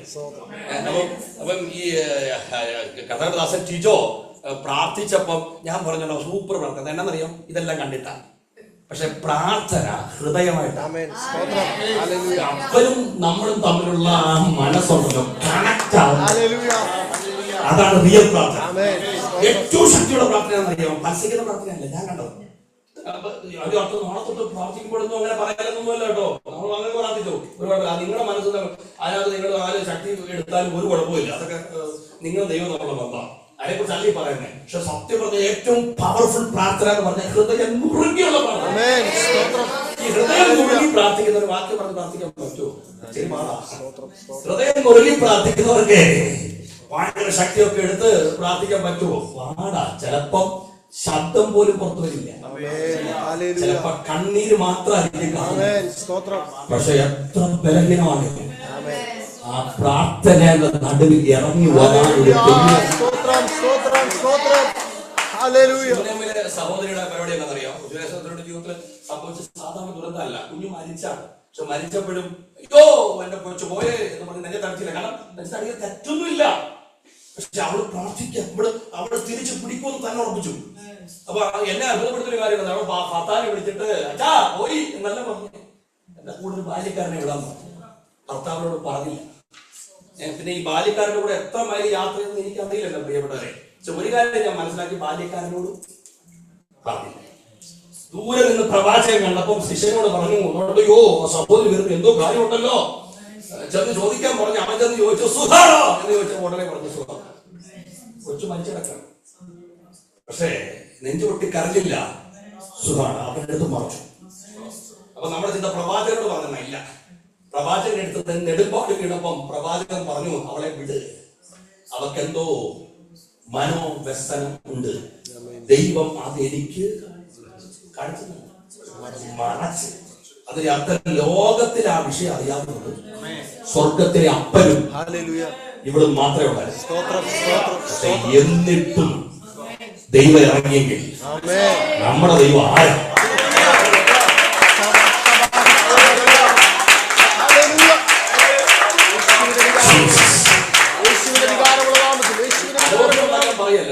അലോഹ്യം പറയല്ല, ചില വകുപ്പുകളിൽ അതാ നല്ലത്. നമ്മുടെ ആൾക്കാരുണ്ട് കാണുമ്പോൾ എല്ലാവരും ചെറിയ വിഷയം പറയും, എല്ലാവരോടും പോയി പ്രാർത്ഥിക്കണേ പ്രാർത്ഥിക്കണേ പ്രാർത്ഥിക്കണേ പ്രാർത്ഥിക്കണം. തെറ്റൊന്നുമില്ല. നിങ്ങൾ ചിന്തിക്കുന്ന എല്ലാരും അതോടെ മുട്ടുമ്പേരുന്ന് കരയുമെന്ന് ചുമ്മാതെ. ഒരു പ്രാർത്ഥിക്കുമെന്ന് ഉറപ്പുണ്ട്. ദേവദാസോട് പറയില്ലെന്നില്ല, പ്രാർത്ഥിക്കുമെന്ന് 100% ഗ്യാരണ്ടി ഉണ്ടെങ്കിൽ ധൈര്യമാണ്. പക്ഷെ അത്ര ഗ്യാരണ്ടി ഇല്ലേ പറയാതിരിക്കുന്ന. പക്ഷെ ഇനി ഒരു നല്ല സഭയുണ്ട്, പ്രാർത്ഥിക്കാൻ കരയാൻ ആളുണ്ട്, എനിക്ക് നല്ല കാര്യം. ഇനി ഇല്ലെങ്കിലും നിരാശപ്പെടരുത്. മുട്ടുമേൽ നിന്ന് തപ്പാന്ന് വിളിച്ചാൽ ലോകത്തിലെ ഒരു മനുഷ്യൻ പോലും സപ്പോർട്ടില്ല. ഇറങ്ങി വരുന്നൊരു ദൈവം നമുക്ക് വേണ്ടി ഓർമ്മ ഇന്ന് ഭയങ്കര വിശ്വസിക്കുന്ന ദൈവം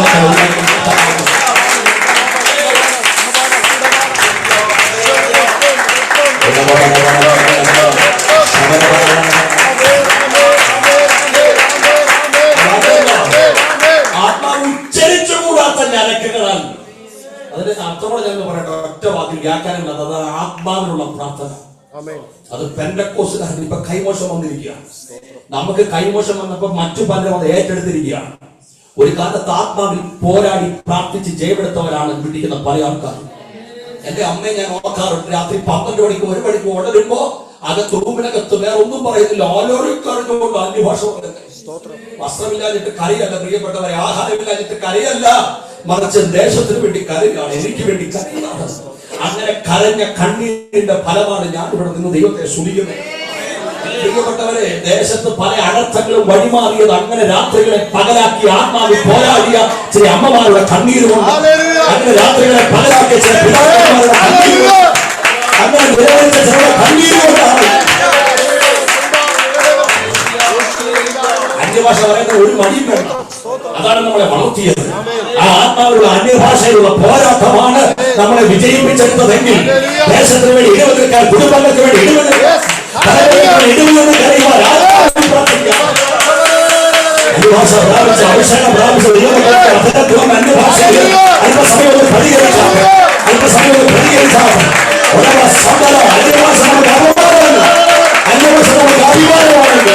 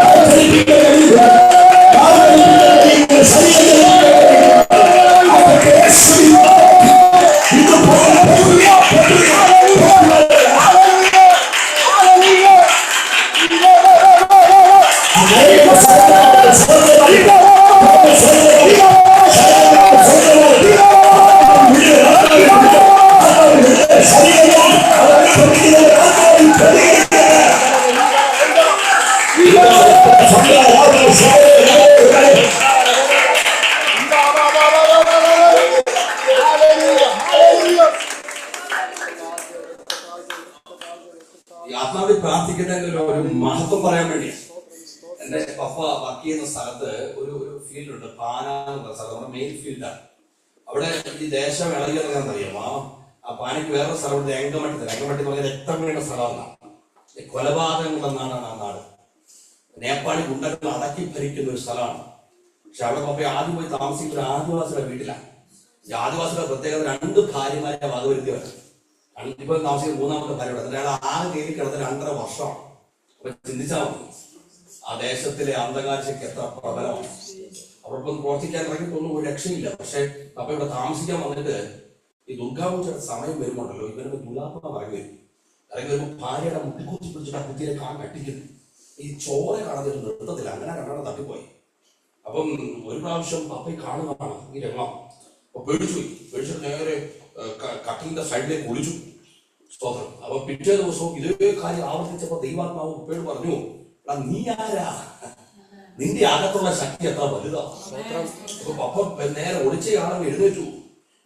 മറ്റേ അപ്പുറത്ത് സാദ്രി എന്നുള്ള ലാംഗ്വേജിന്റെ പേര്, ഈ സാദ്രി ഭാഷയില് ഇവൻ ആഘോഷിച്ചുകൊണ്ട് ഭാര്യയുടെ മുടിക്കുത്തി ഭിത്തിയിൽ പിടിക്കുമ്പോ ഇപ്പിയെ തലക്കിൽ ഇപ്പുറത്തെ റൂമിനകത്ത് അവൻ അന്യഭാഷ പറഞ്ഞിട്ട് പ്രാർത്ഥിക്കുക. ഇവൻ സാദ്രി പുരുക്കുന്നതിനേക്കാളും ശബ്ദത്തില് പപ്പ ഷൗട്ട് ചെയ്ത് അന്യഭാഷ ആരാധിക്കാൻ തുടങ്ങി. സംഭവിച്ച കാര്യങ്ങൾ അറിയാം. മുടിക്കുത്തി പിടിച്ച് ഭിത്തിയെ കാഞ്ഞടിച്ച് ഈ മനുഷ്യൻ വരച്ചു പുറകോട്ട് മാറുന്നതിനെ കണ്ട് സ്വർഗം അട്ടിച്ചവനെ താഴെ. സത്യം പറഞ്ഞാൽ ആദ്യം വിടുവിക്കപ്പെടുന്നത് ഈ മനുഷ്യനാണ്. ആ കുടുംബം വിടുവിക്കപ്പെട്ടത് മാത്രമല്ല, അതുവരെ ആ ദേശത്ത് പ്രബലമായിരുന്ന അന്ധകാര ശക്തിക്ക് അമ്മ വെട്ടി വളരുപോയി. അത് കഴിഞ്ഞിട്ടാണ് പാനെ അവിടെ ഒരു ചർച്ച ഉടലെടുക്കാൻ ഇടയായത്. എന്റെ പ്രിയപ്പെട്ടവരെ, നമ്മളിങ്ങനെ ഉറങ്ങി തൂങ്ങി മയങ്ങി വന്ന് ഒരു എല്ലാത്തെ പോലെ കൊട്ടും വാട്ടും ഒരു രക്ഷയില്ല. 100 വർഷം ഇരുന്നാലും ചലിപ്പിക്കാൻ പറ്റില്ല. പക്ഷെ അകത്ത് കത്തുന്ന നമ്മൾ ഇതിലൊക്കെ കേട്ടതുപോലെ പവർ ഹൗസുകളായിട്ട് നമ്മൾ മാറുക, അഭിഷേകമുള്ളവരായിട്ട് നമ്മൾ മാറുക, ഈ അകത്ത് ആത്മാവ് കത്തുന്നവരായിട്ട് നമ്മൾ മാറുക. ഈ ദേശത്തെ നമ്മൾ ഇളക്കുമേ. എന്നോട് ചോദിച്ചുകൊണ്ട് ഞാൻ എന്റെ ജാതികളെ അവകാശമായി ഭൂമിയുടെ അറ്റകളായി കൈവശമായി തലവന്റെ കർത്താവ് വാക്കുവാങ്ങിട്ടുണ്ടെങ്കിൽ ദൈവം ചെയ്യാൻ പോവാണ്. കടവുകളെ കെട്ടിയെ വഴിക്കും വിശ്വസിക്കുന്ന ഒരുമിച്ച് കർത്താവിന് സ്വാഗതമില്ല.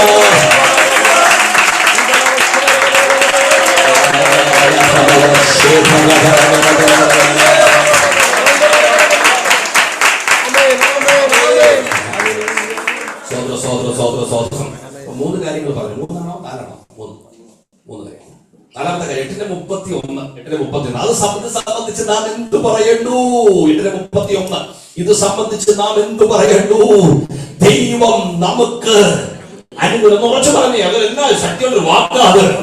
ദൈവം നമുക്ക് പ്രതികൂലങ്ങൾ നേർന്ന് നിൽക്കുമ്പോ ആ പ്രതികൂലങ്ങൾ എത്ര ശക്തമാണെങ്കിലും നമ്മുടെ ശക്തിയോടെ പറയണം. ആ പ്രതികൂലമുള്ള വിഷയം കണ്ണു തുറക്കാത്ത വിഷയം, കണ്ണ് തുറക്കാത്ത വിഷയം. നമ്മളിലെ പ്രവാചകന്റെ കാര്യം പറയും. ഇപ്പൊ ചാവും. പ്രവാചകൻ പറഞ്ഞു ഇവന്റെ കണ്ണൊന്ന് തുറക്കണം. അപ്പൊ അവൻ പറഞ്ഞു നമ്മോട് കൂടെ ഉള്ളവൻ അവരോട് കൂടെ ഉള്ളവരെക്കാൾ അപ്പോഴത്തെ നിരാശ പോയി. സൈന്യം ഇറങ്ങി വെട്ടിയതൊന്നും കണ്ടില്ല. പക്ഷെ അകക്കണ്ണ് തുറന്നപ്പോ കരുതല് കണ്ടു. സ്വന്തം പറഞ്ഞു. എന്റെ പ്രിയപ്പെട്ടവരെ, ബാലന്റെ മരം എഴുതി കാണാൻ കാരണം പ്രതിസന്ധി ചെറുതല്ല, പ്രതിസന്ധി വലുതാ. പക്ഷേ കർത്താവ് അവിടെ കണ്ണു തുറന്നപ്പോ അവർക്ക് കണ്ടു ദൈവത്തിന്റെ കരുതൽ. ഇന്ന് ഈ വചനം കേൾക്കുമ്പോൾ എന്റെ പ്രിയപ്പെട്ടവരെ, പ്രതികൂലം മുമ്പിലുണ്ട്, എനിക്കറിയാം. വിഷയം മുമ്പിലുണ്ട്, എനിക്കറിയാം. കടന്നു പോകുന്ന പാത അത്ര സുഗമമല്ല. പക്ഷെ ഒരു കാര്യം ഞാൻ പറയാം, നിന്റെ കൂടെ ചേർന്ന് നിൽക്കുന്ന ഒരുവനുണ്ട്. അവൻ അനുകൂലമായി കൂടെ വന്നാൽ, അവൻ അനുകൂലമായി കരത്തെ പിടിച്ചാൽ, അവൻ ചേർത്ത് പിടിച്ചാൽ എന്തിനാ നിരാശപ്പെടുന്നേ? ഈ 1 ശമൂവേൽ 13:14 ഈ ശൗലിനോട് കർത്താവ് പറയുന്നുണ്ട്, എടാ നിന്നെ ഞാൻ ഇറക്കും, ഇറക്കിയിട്ട് എന്റെ ഹൃദയപ്രകാരം ഒരു മനുഷ്യനെ ഞാൻ കണ്ടിട്ടുണ്ട്, അവനെ ഞാൻ രാജ്യത്തിന്റെ പ്രഭുവാക്കി വെക്കും. ധാരാളം പറഞ്ഞറിയാം ശൗലിനോട്. ശൗലിനെ കുറിച്ചുള്ള വിശേഷണം നിങ്ങളോട് പറഞ്ഞു. ഇസ്രായേലിലെ രാജാവ്. പിന്നെ വേറൊന്നുണ്ടോ? തോൾ മുതൽ ഒക്കെ അവൻ കാട്ടിക്കിടന്നവനല്ല, വീട്ടിൽ കിടന്നാണ്. അപ്പന്റെ ഇഷ്ടപുത്രനാണ്. വെട്ടടാ എന്ന് പറയുമ്പോൾ വെട്ടാൻ വേണ്ടി ആൾക്കാർ സൈഡിൽ നിരന്നിരിക്കുകയാണ്. പക്ഷെ അവനോട് പറഞ്ഞു നിന്നെ ഇറക്കും. കാര്യം ഞാൻ നിനക്ക് സപ്പോർട്ടല്ല. രാജ്യ സപ്പോർട്ട്, അപ്പൻ സപ്പോർട്ട്, നാട്ടുകാരെ സപ്പോർട്ട്, എല്ലാവരും സപ്പോർട്ട്, പക്ഷെ ദൈവം സപ്പോർട്ടല്ല. അപ്പൊ ദൈവം പറഞ്ഞു നിന്റെ കാര്യം പോക്ക, നിന്നെ ഞാൻ ഇറക്കും. ഇനി ദാവീദിനോട് പറഞ്ഞു നിന്നെ ഞാൻ വേട്ടു. ഇവനാരാ? നിങ്ങൾ പറഞ്ഞു ആട്ടിടയും വന്നു. പിന്നെ വേറെ വല്ലതുണ്ടോ? അപ്പനും വേണ്ട അമ്മയ്ക്കും വേണ്ട. അങ്ങനെ പറഞ്ഞു എന്റെ അപ്പനും അമ്മ എന്നെ ഉപേക്ഷിച്ചെന്ന്. കൂടപ്പുറപ്പുകൾക്ക് വേണ്ട. പിന്നെ വലിയ ആകാര വലിപ്പോ സംഭവം ഒന്നുമില്ല. കിടക്ക കാട്ടില് സ്കൂളിന്റെ വരാന്ത കണ്ടിട്ടില്ല. ഞാൻ ചോദിച്ചോട്ടെ, ഇവരെ രാജസ്ഥാനത്തേക്ക് കേട്ടാൽ ആരാ റെക്കമെൻഡ്? ഒരു മനുഷ്യന് റെക്കമെൻഡേഷൻ. ശമൂവേലിന്റെ കണ്ണിൽ പോലും അവനൊരു വിലയില്ല. ഇശായിയുടെ കണ്ണിലും വിലയില്ല. തമ്പുരാന്റെ കണ്ണിൽ അവന് കൊടുത്ത വില ഭയങ്കരമാണ്. അപ്പൊ അതിന്റെ അർത്ഥം എന്നറിയാമോ? പറഞ്ഞതിന്റെ അർത്ഥം ഞാനൊന്ന് പറയാം. സന്തോഷം ഉണ്ടെങ്കിൽ ദൈവത്തെ സ്തുതിച്ചാൽ മതി. ശൗലേ, നീ ഒരു രാജാവാണെങ്കിലും രാജ്യം മുഴുവൻ നിനക്കൊപ്പം ഉണ്ടെങ്കിലും നിന്റെ കുടുംബം നിനക്ക് സപ്പോർട്ട് ഉണ്ടെങ്കിലും നിനക്ക് വേണ്ടി വെട്ടാൻ വേണ്ടി സൈന്യം നിരന്നു നിന്നാലും ഞാൻ നിനക്ക് അനുകൂലമല്ലെങ്കിൽ നിന്നെ ഞാൻ ഇറക്കും. ദൈവം അനുകൂലമായവരെ കാത്തിക്കളയും. അപ്പനും അമ്മയ്ക്കും ഞാൻ നിന്നെ പൊക്കിയെടുത്ത സിംഹാസനത്തിൽ ഇരുന്നു. ഈ മീറ്റിംഗിലുണ്ടല്ലോ എവരെക്കാളും ചെറുപ്പം കുഞ്ഞുങ്ങളൊക്കെ ദൈവത്തിനെ കേൾക്കുന്നുണ്ട്. അവർക്ക് ലാംഗ്വേജ് മനസ്സിലാക്കാൻ പ്രയാസം ഉണ്ടാവും. ഇനി ഇവിടെ കടന്നു വന്ന പ്രിയപ്പെട്ടവർക്കൊക്കെയുള്ള ദൂതാണ്. എന്റെ പ്രിയപ്പെട്ടവരെ, നാളെ എന്താകുമെന്ന് ചിന്തിക്കുന്നുണ്ടെങ്കിൽ ദൈവം നിനക്ക് അനുകൂലമായാൽ നീ തകരില്ല. ദൈവം നിനക്ക് അനുകൂലമായാൽ നീ മുടിയില്ല. ദൈവം നിനക്ക് അനുകൂലമായാൽ നീ ഉടഞ്ഞു പോയില്ല. ഈ ദേശത്ത് ദൈവം മാറിച്ചിരിക്കും. പ്രതീക്ഷിക്കാത്ത ഉയരങ്ങളിലേക്ക് ദൈവം ഉയർത്തിയിരിക്കും. അത് എനിക്കുള്ള ദൂതാണെന്ന് വിശ്വസിക്കുന്ന ദൈവമായിരിക്കും.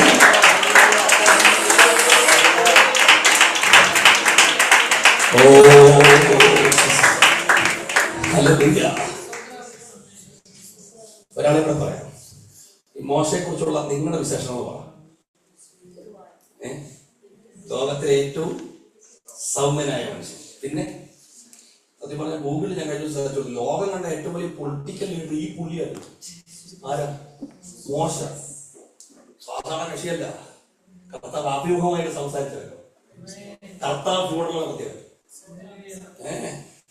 ഇത്രയും വരുന്ന 30 ലക്ഷം പേരെ ഉണ്ടാകുന്ന പറയാം, ഇത്രയും പേരെ നയിക്കുക, അത് തന്നെ ഒരു കഴിവല്ലേ നമുക്ക്, നമ്മുടെ കഷ്ട കാര്യമല്ലേ. 100 പേരുടെ സഭയിൽ പോറ്റുന്ന കാര്യം പാസ്വേഡ് വെച്ചാൽ മതി. അപ്പൊ പിന്നെ 30 ലക്ഷം വരുന്നതിനെ പോറ്റിയെന്ന് പറയുന്നതേ അവന് കൊടുത്ത കഴിവ് സാധാരണ കഴിവല്ല. അപ്പൊ ഇതെല്ലാം ഒരു സൈഡ്. ഇനി മറു സൈഡ് എന്ന് പറഞ്ഞു അതിനേക്കാൾ കൂടുതലുണ്ടല്ലോ. ജനിക്കാൻ ഒരു കുഞ്ഞും ജനിക്കാൻ പാടില്ലാത്ത കാലത്ത് ഈ കൊച്ചു ജനിച്ചു, ഒരു കുഞ്ഞും ജനിക്കാൻ പാടില്ലാത്ത കാലത്ത്. പിന്നെ നമ്മൾ പറയുന്നുണ്ട് അവരെ കൊട്ടാരത്തിൽ വളർന്നത് വലിയ കാര്യമാണ്. ഞാൻ ചോദിച്ചാൽ കൊട്ടാരക്കാർക്കും പിന്നെ വേണ്ട, സ്വന്തം നാട്ടുകാർക്കും വേണ്ട. സ്വന്തം നാട്ടിലോട്ട് ചെന്നപ്പോ അവര് പറഞ്ഞു നീ ഞങ്ങളുടെ നേതാവാക്കി വെച്ചാരാ, അവർക്കും വേണ്ട, കൊട്ടാരത്തിലും വേണ്ട. പിന്നെ നല്ല പ്രായത്തിൽ കൊലപാതക കേസിലെ പ്രതി, നല്ല പ്രായത്തിൽ. പിന്നെ അതിൽ 1-2 വർഷമല്ല, 40 വർഷം. ചെന്ന് കയറിയത് ഒരു കൂശന്റെ വീട്ടിലാണ്. അറിയോ ഈ കൂശൻ എന്ന് പറയുമ്പോൾ അതിനകത്ത് ഒറ്റ മാത്രമല്ല പറയും, കൂശന്റെ കറുപ്പം. അപ്പം മനസ്സിലായല്ലോ, ആ ഒരു രീതിയിലത് കല്യാണം അങ്ങനെ അങ്ങോട്ട് ഒത്തില്ല, എല്ലാം കുഴപ്പമില്ല. ഇനിയിപ്പോ പറഞ്ഞത് വിൽക്കൻ, ഈ വിൽക്കിയാലും പപ്പപ്പാന്ന് വിൽക്കാനും ഇനി വരും, പക്ഷെ തടിച്ച നാവുകളാണെങ്കിലും ഒന്നും വരത്തില്ല. പപ്പപ്പാന്ന് പപ്പി അങ്ങനെ വിൽക്കാനേ പറ്റും, ശബ്ദം വരില്ല. ഞാൻ ചിന്തിച്ചതേ, നമ്മുടെ കുടുംബത്തില് ഇങ്ങനെ ഒരു കൊച്ചൻ ജനിച്ചാൽ നമ്മൾ എന്നാ പറയും, ശത്രുക്കൾക്ക് പോലും ഇതുപോലെ സ്ഥലത്തെ കൊടുക്കലേ പറയും, അതുപോലെ ഒന്ന്. പക്ഷെ അവനെ സ്വർഗം ചെയ്തത്, അവന്റെ സകല പരിമിതി മാറ്റി അവനെ ദൈവം അനുകൂലമാക്കി ഉയർത്തിയെങ്കിൽ ഇന്ന് രാത്രി ഇത് പകരി വചനം പറയുന്ന ചരിത്രം മാറ്റണം. ചരിത്രം മാറ്റിയിടുകയാണ്, ചരിത്രം മാറ്റിയിടുകയാണ്, ചരിത്രം മാറ്റിയിടുകയാണ്. ദൈവം അനുകൂലമെന്ന് വിശ്വസിക്കുന്ന ദൈവം സ്വന്തം സ്വന്തം സ്വന്തം സ്വന്തം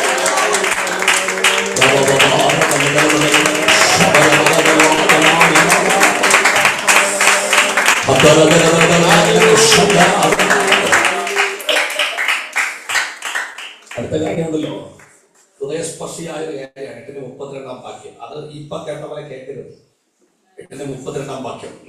ഒന്ന്, ദൈവം സംഭവിക്കുന്നതെല്ലാം നന്മയ്ക്ക്, കാര്യം നമ്മെ നിത്യതയിൽ എത്തിക്കാനാണ്. 2, നമ്മെ തേജസ് വെളിപ്പെടാനാണ്. 3, ബലഹീനതയിൽ ആത്മാവിന്റെ സപ്പോർട്ട് കിട്ടാനാണ്. 4, ദൈവം നമുക്ക് അനുകൂലമാണ്. 5-ാമത്തെ കാര്യം കണ്ടോ, 8:32 വാക്യം. 8:32 ആ വാക്യം ഇങ്ങനെയാണ്, സ്വന്തം പുത്രനെ, ഒന്ന് ശബ്ദം ഉയർത്തി പറഞ്ഞ ആ വാക്യം, സ്വന്തം പുത്രനെ ആദരിക്കാതെ നമുക്ക് എല്ലാവർക്കും വേണ്ടി ഏൽപ്പിച്ചു തന്നവൻ ഇതോടുകൂടെ സകലവും നമുക്ക്. എന്റെ പ്രിയപ്പെട്ടവരെ, നമ്മുടെ പ്രതിസന്ധി ഘട്ടത്തിൽ കർത്താവ് നമ്മോട് പറയുക, എന്തിനാണ് ശ്രമിക്കുന്നേ, ഞാൻ നിനക്ക് വേണ്ടി തന്നത് എന്റെ മകനെ അത്രമാത്രം സ്നേഹിച്ചെങ്കിൽ നിന്റെ ചെറിയ വിഷയങ്ങളെ പരിഹരിക്കാൻ എനിക്ക് പറ്റത്തില്ല.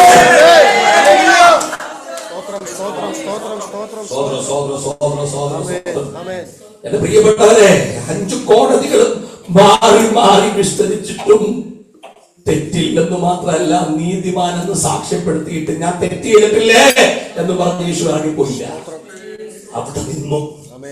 2 വാക്യം മറക്കരുത്, സ്വന്തം പുത്രനെ ആദരിക്കാതെ നമുക്ക് വേണ്ടി ഏൽപ്പിച്ചതെന്ന്. ശത്രു പിടിച്ചതല്ല, കർത്താവ് പിതാവ് എന്തോ ഇത് ഏൽപ്പിച്ചു.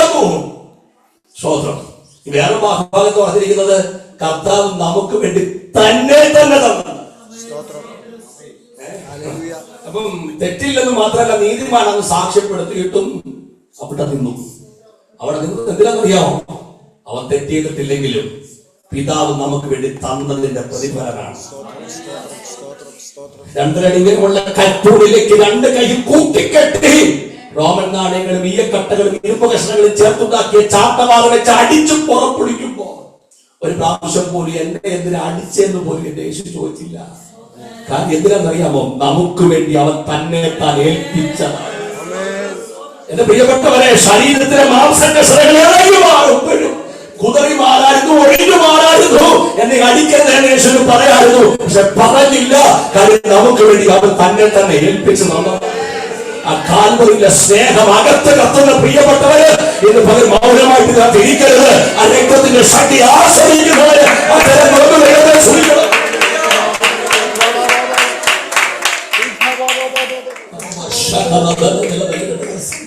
ഒരു 10, 15, 20 കിലോ ഭാരമുള്ള ഒരു സിലിണ്ടർ കുറ്റി എടുത്ത് നോക്കുമ്പോൾ റേറ്റ് നമുക്കറിയാം. എന്റെ പ്രിയപ്പെട്ടവ, 70 കിലോയ്ക്കധികം ഭാരമുള്ള മരക്കുരിശും തോളിൽ വഹിച്ചുകൊണ്ട് വീട് എഴുന്നേച്ചു ഗോൽഗോഥാവിലേക്ക് നടന്നു പോകുമ്പോഴും ഒഴിഞ്ഞു മാറാതിരുന്നത് എന്നെ സ്നേഹിച്ചതുകൊണ്ടാണ്.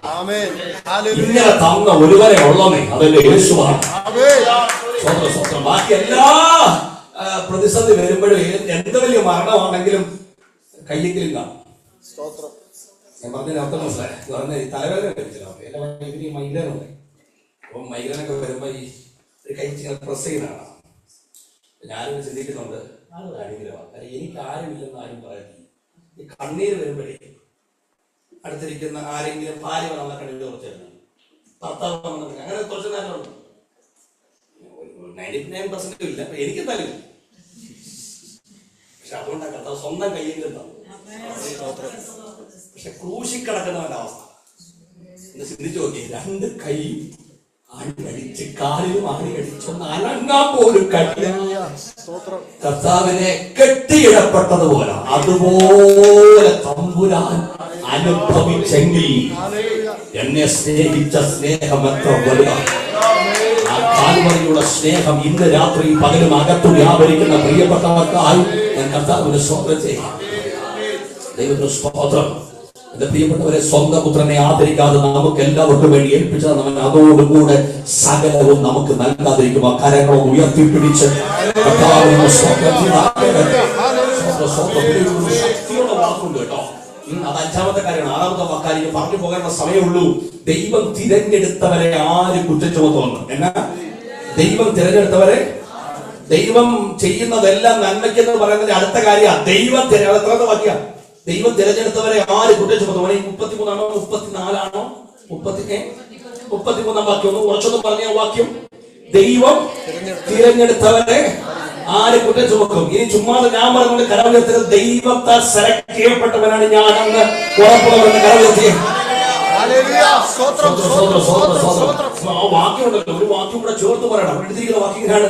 ചുമ്മാ തെരഞ്ഞെടുക്കപ്പെടല്ല, തെരഞ്ഞെടുപ്പിനെ കുറിച്ച് എഴുതിയിരിക്കുന്നത് മുന്നറിഞ്ഞവരെ വിളിച്ചെന്ന്. നമ്മൾ എങ്ങനെ ഇന്നും ഇന്നലെയും കാണപ്പെട്ടവരല്ല. എന്റെ പ്രിയപ്പെട്ടവരെ, അത് ആ വാക്ക് അങ്ങനെയാണെങ്കിൽ അത് കൃത്യമായിട്ട് മനസ്സിലാക്കണമെന്നുണ്ടല്ലോ. പൗലോസ് പറഞ്ഞൊരു വാക്കുണ്ട്, എന്നെ ജനനം മുതൽ എന്നെ വേർതിരിച്ചിരിക്കുന്ന ദൈവം. അങ്ങനെ ഞാൻ മുന്നിറക്കുന്നതാണ്. ഇന്നലെ അങ്ങോട്ട് കണ്ടിട്ട് എടുത്തോണ്ട് വെച്ച് മനസ്സിലാക്കിയത് അല്ല. പൗലോസ് പറഞ്ഞ എന്റെ ജനനം മുതൽ എന്നെ വേർതിരിച്ചിരിക്കുന്ന ഒരു ദൈവം. വാക്കുണ്ടോ? എന്താ? എന്റെ ജനനം മുതൽ സംഘത്തിൽ പറഞ്ഞു, ജനനം മുതലല്ല, അമ്മയുടെ ഉദരത്തിൽ നീ പിണ്ടാകാരമാകുമ്പോ നിന്നെ ഞാൻ കണ്ടയാണ്. ഇരമ്യാവിനോട് പറഞ്ഞു, അമ്മയുടെ ഉദരത്തിൽ ഉരുവാകും മുമ്പ് നിന്നെ കണ്ടയാണ്. എഫേസ്യ ലേഖനത്തിൽ പൗലോസ് എഴുതി വെച്ചു, ലോക സ്ഥാപനത്തിന് എന്നാ വിളിയാ വിളി, എന്നാ തിരഞ്ഞെടുപ്പ്, നമ്മുടെ വീടയാ തിരഞ്ഞെടുപ്പ്. അതാ പൗലോസ് പറഞ്ഞത്, ഉന്നത വിളിയാണ്, ഇത് ശ്രേഷ്ഠ വിളിയാണ്, അത് പരമ വിളിയാണ്, അത് വിശുദ്ധ വിളിയാണ്. ഇങ്ങനെ ദൈവത്താൽ തിരഞ്ഞെടുക്കപ്പെട്ടവരാണ് ഒരു പ്രാവശ്യം കൂടി കരവ് കഴിച്ച്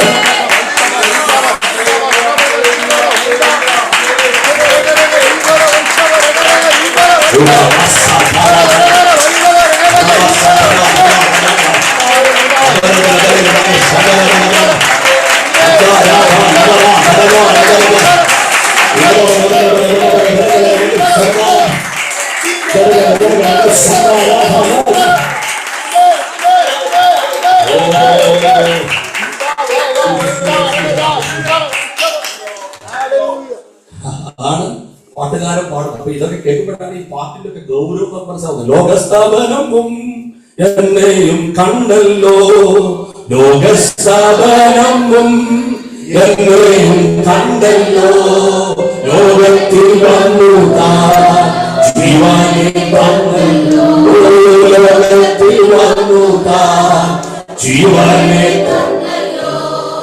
എത്രയോ ശ്രേഷ്ഠമാ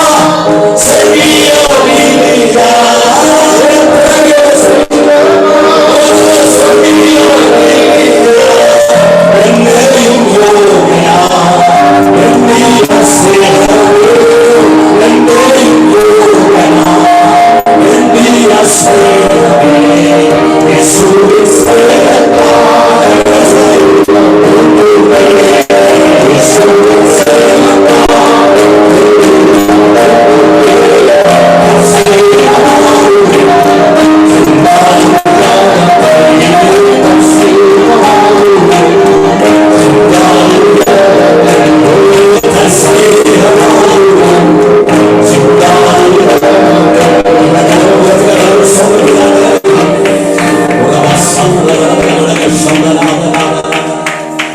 ദൈവം ചെയ്യുന്നതെല്ലാം നന്മയ്ക്കെന്നതിന്റെ ഉറപ്പെന്നറിയോ? എന്നെ സ്നേഹിച്ചൊരു ദൈവമുണ്ട്, എന്നെ തിരഞ്ഞെടുത്തൊരു ദൈവമുണ്ട്. അപ്പൊ ഇനി ഒന്ന് രണ്ട് കാര്യങ്ങൾ പറഞ്ഞു നിർത്താം. ഇപ്പൊ എത്ര 6 ഏഴാമത്തെ കാര്യം എന്നറിയോ? ക്രിസ്തുവേശു ഇതിന് മുമ്പല്ലേ ക്രിസ്തുവേശു മരിച്ചവൻ, മരിച്ചിട്ട് ഉയർത്തെഴുന്നേറ്റവൻ തന്നെ. കണ്ടോ? ശിഷ്യനിരിക്കുന്നവർ ആരെന്ന് ചോദിച്ചിട്ട് പറഞ്ഞു ക്രിസ്തുവേശു മരിച്ചവൻ, മരിച്ചിട്ട് ഉയർത്തെഴുന്നേറ്റവൻ തന്നെ. അടുത്തത് അവൻ ദൈവത്തിന്റെ വലതുഭാഗത്തിരിക്കുകയും. എന്റെ പ്രിയപ്പെട്ടവർ, ഇത് പ്രസംഗിക്കാൻ ഇത് സമയം പോരാ. അതെന്നറിയോ? നമുക്ക് സംഭവിച്ചതെല്ലാം നന്മയ്ക്കാ. കാര്യം നമ്മൾ സേവിക്കുന്ന ദൈവം മരിച്ച് മന്മറിയുപോയവനല്ല. ഇന്നിവിടുന്ന് സ്തോത്രം പറയുമ്പോഴും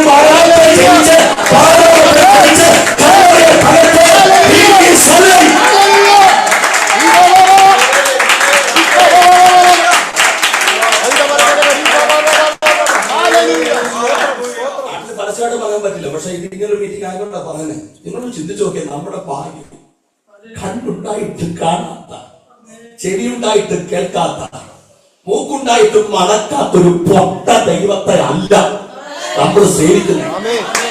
ഇന്ന് നമ്മുടെ ടെൻഷനും ഭാരവും കടന്നു പോകുന്ന സകല വികാരങ്ങളും വിചാരങ്ങളും ഒപ്പം കഴിവുള്ള ജീവനുള്ള കേൾക്കുമ്പോൾ തന്നെ സന്തോഷമേ. യേശു ജീവനുള്ള ദൈവം. എന്നിട്ട് പറയാണ് ദൈവത്തിന്റെ വലത്തുഭാഗത്തിരിക്കും നമുക്ക് വേണ്ടി എന്ത് ചെയ്യുന്നു എന്ന് പറഞ്ഞ അർത്ഥമുണ്ടല്ലോ. നമ്മൾ ഈ പിടിച്ചു നിന്നത് അതുകൊണ്ടാണെന്നേ. സ്വതം നമ്മൾ പിടിച്ചു നിന്നത് അതുകൊണ്ടാണ്, നമ്മുടെ കഴിവ് കൊണ്ടല്ല. നമുക്ക് എന്തെങ്കിലും ഒരു പ്രശ്നം വരുമ്പോഴും നമ്മുടെ പിതാവിന്റെ വലതുഭാഗത്ത് തട്ടിക്കളയല്ലേ, തീർത്ത് കളയല്ലേ എന്ന് പറഞ്ഞ് ഇങ്ങനെ പക്ഷപാതം ചെയ്യുന്ന ഒരു പുത്രൻ തമ്പുരാൻ. അപ്പൊ ഞാനിങ്ങനെ നമ്മുടെ ക്യാബിലൊക്കെ പോകുമ്പോൾ പറയാറുണ്ട്, നമ്മുടെ കുഞ്ഞുങ്ങളൊക്കെ ഇത് പറഞ്ഞ് മനസ്സിലാക്കണം. എന്തുകൊണ്ടാണ് കുഞ്ഞെ പാപം ചെയ്താത്ത നമ്മൾ പറയുന്നത്? കർത്താവ് അടിക്കും, കർത്താവ് തല്ലും, ഇങ്ങനെ. അപ്പൊ പിള്ളേരുടെ എല്ലാം കൊച്ചുകാരുടെ പിക്ചർ ഇങ്ങനെ പാടുന്നു, ഇങ്ങനെ നിൽക്കുന്ന ദൈവം. ഇത് അങ്ങനെ നമ്മളാരും ഇവിടെ കാണുമോ? പാപത്തിന് ശിക്ഷയെന്നൊന്നും ഞാൻ പറയില്ല.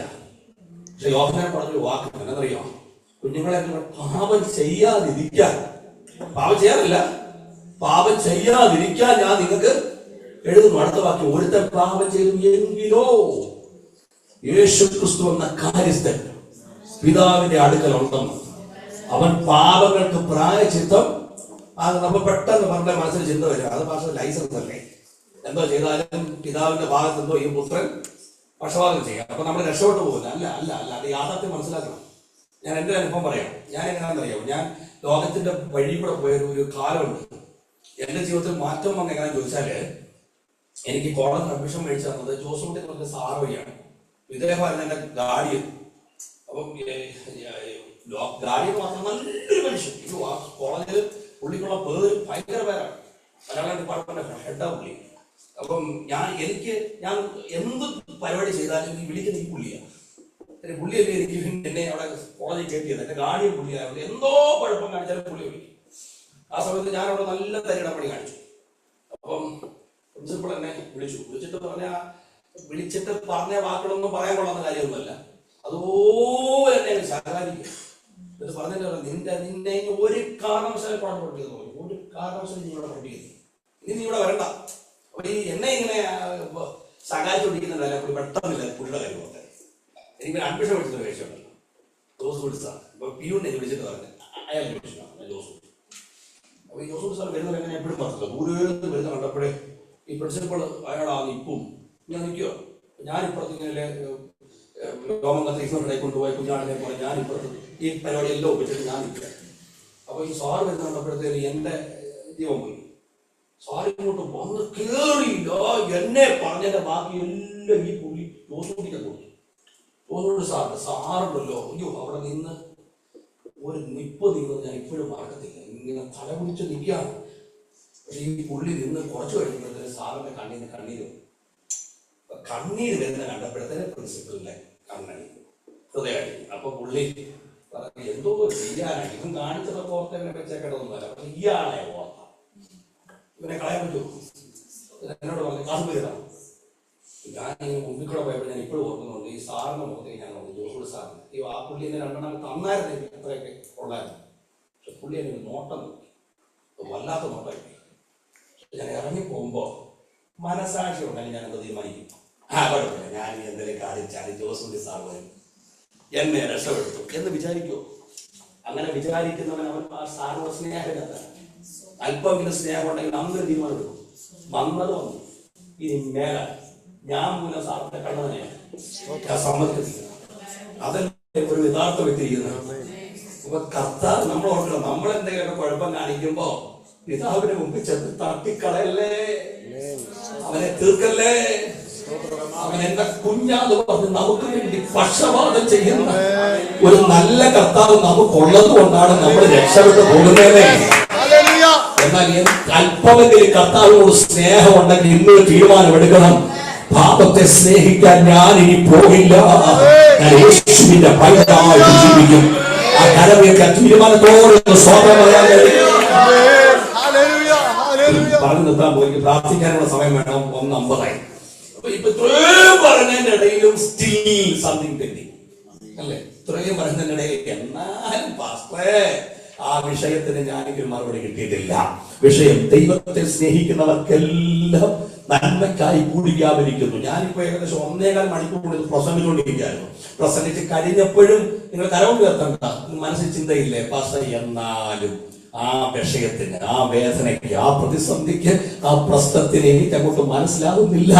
പക്ഷെ അങ്ങനെയുള്ളവരോട് ഇനി അവസാനം പറയാനുള്ള തോത്, ഭാരപ്പെടണമെന്നേ, അതും ദൈവം അറിയാനിട്ടല്ല. കാലങ്ങൾ കഴിയുമ്പോൾ, നിത്യത പുലരുമ്പോൾ, ദൈവം ചെയ്തതൊക്കെ നന്മയ്ക്കെന്നറിയുമ്പോൾ വ്യക്തമായിട്ട് കൃത്യമായിട്ട് കൃപയുടെ കരുതൽ നാം അറിയും. ചെറിയ സാറ് പാടിയൊരു പാട്ടാ, എന്റെ പ്രിയപ്പെട്ടവരെ, കാലങ്ങൾ കഴിയുമ്പോ, നിത്യത പുലരുമ്പോ, കാലങ്ങൾ കഴിയുമ്പോ, നിത്യ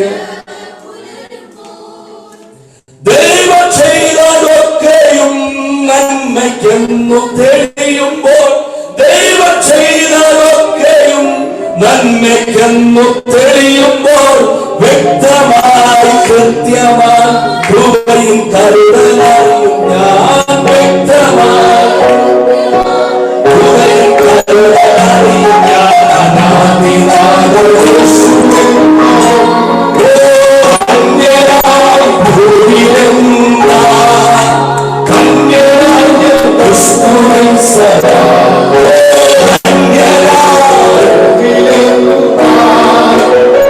Yeah.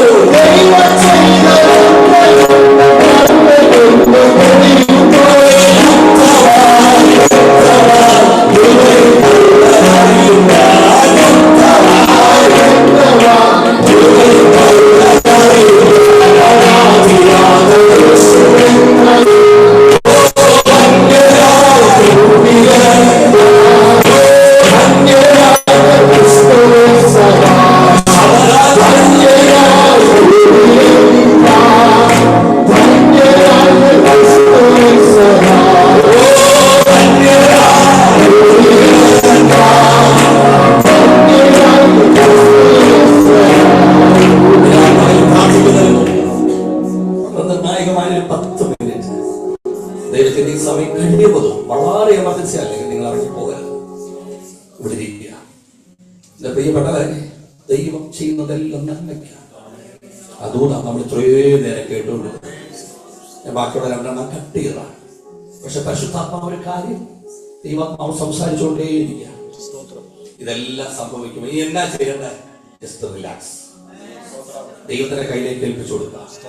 എനിക്കറിയാം നിന്റെ ഭാരം യഹോവയുടെ മുമ്പിൽ വെച്ചുകൊണ്ട്. അതെന്താ പാസ്റ്ററേ, നമുക്ക് ചുമക്കാൻ പറ്റില്ല, നമുക്ക് താങ്ങാൻ പറ്റില്ല മോനെ, നമുക്ക് എടുക്കാൻ പറ്റില്ല എന്റെ പ്രിയപ്പെട്ടവരെ. പക്ഷെ എത്ര വലിയ ഭാരമുണ്ടെങ്കിൽ എന്റെ മേലിട്ടോളാൻ പറഞ്ഞ ഒരപ്പൻ നമുക്കുള്ളപ്പോ എന്തിന് ടെൻഷൻ, എന്തിന് ഭാരം, എന്തിന് വേദന, എന്തിന് ആശങ്ക, എന്തിന് ടെൻഷൻ, സകലതും പരിഹരിക്കാൻ കഴിയും ഒരപ്പം നമുക്കുണ്ടെന്നേ. അങ്ങനെയെങ്കിൽ റിലാക്സ്.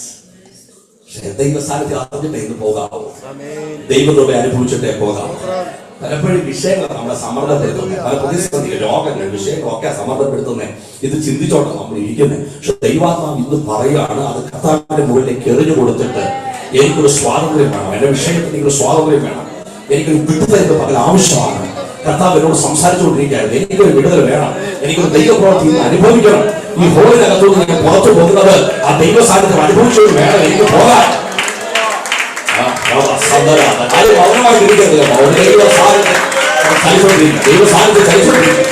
മുറിവുകളെ സ്വന്തം മുടക്കുക, ചില വേദനകളെ സ്വന്തം വെക്കുക, ചില പ്രതിസന്ധികൾക്ക് നിങ്ങൾ സമരമെടുക്കുക. യുവാസനാഥയിൽ സ്വന്തം പിടിച്ചോടുകൊണ്ടിരിക്കുക. ദൈവശാന്തി പൊട്ടി മാറകളൊക്കെ പൊട്ടി മാറട്ടെ, ആ ഹൃദയത്തിന്റെ മുറിവുകൾ ഉണങ്ങട്ടെ, ആ വേദനകൾ മാറട്ടെ, ആ പ്രായങ്ങൾ മാറട്ടെ, ആ വലിയ സാധ്യത അനുഭവിക്കരുത്. അടിയങ്ങളൊക്കെ അടിയട്ടെ, പൊട്ടി കാലങ്ങളൊക്കെ പൊട്ടി മാറട്ടെ, ഇവിടെ അനുഭവിക്കണേ, വലിയ ശക്തി, വലിയ ശക്തി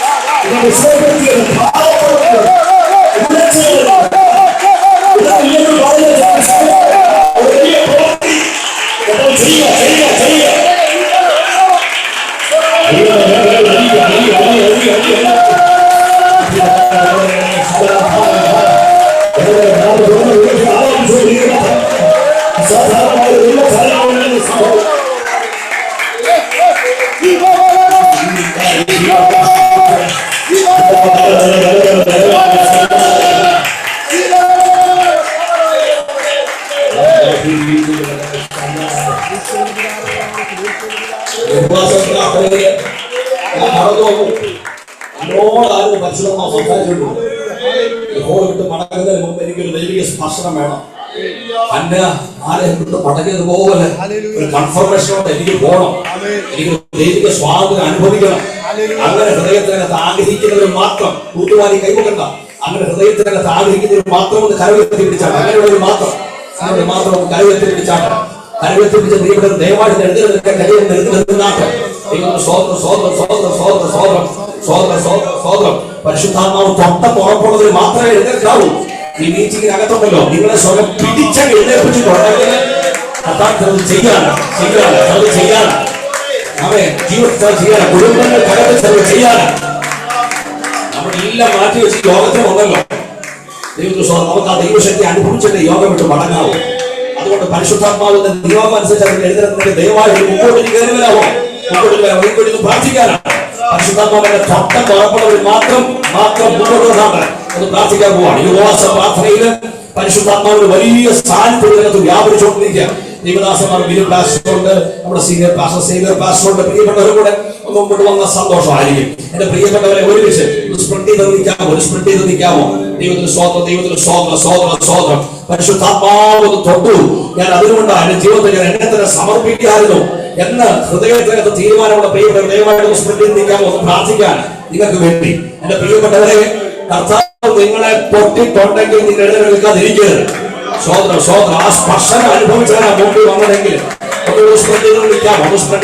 എനിക്കൊന്ന് തലയൊക്കെ വെച്ച് പ്രാർത്ഥിക്കാൻ കഴിയുള്ളൂ. സ്വാതന്ത്ര്യം കിട്ടാൻ വേണ്ടി മുമ്പോട്ട് കടന്നു വന്ന് പ്രാർത്ഥിച്ചാണ്. യേശുവിന്റെ നാമത്തിൽ, യേശുവിന്റെ നാമത്തിൽ, യേശുവിന്റെ നാമത്തിൽ, യേശുവിന്റെ നാമത്തിൽ, യേശുവിന്റെ നാമത്തിൽ ഈ ഉപവാസ പ്രാർത്ഥന പ്രിയപ്പെട്ടവരെ നിങ്ങളുടെ ജീവിതത്തിൽ ഒരു വഴിത്തിരിവാക്കി സ്വതന്ത്രം പറഞ്ഞ് മാറ്റാൻ ആഗ്രഹിക്കുക. ഒരു വഴിത്തിരിവാക്കി ഇതുവരെ അനുഭവിക്കാത്തൊരു ദൈവ സാന്നിധ്യം നിങ്ങളുടെ ജീവിതത്തിൽ കർത്താവ് ചെയ്യാൻ ആഗ്രഹിക്കുക. അഭിഷേകത്തിന് കൈമാറ്റം ചെയ്യപ്പെടുന്ന അഭിഷേകത്തിന് സ്വതം വീട്ടിലുള്ള ഭയത്തിൽ ഞങ്ങളുടെ കരകൾ വെറുതെ കൊണ്ടുവന്ന അദൃശ്യമായ ദൈവത്തിനാണ്. നിങ്ങളുടെ വചനമുണ്ട്, കഥ വചനമുണ്ട്, വചനമുണ്ട്. ചില കെട്ടുകൾ അഴിയുമാണ്, കെട്ടുകൾ അഴിഞ്ഞുമാകട്ടെ.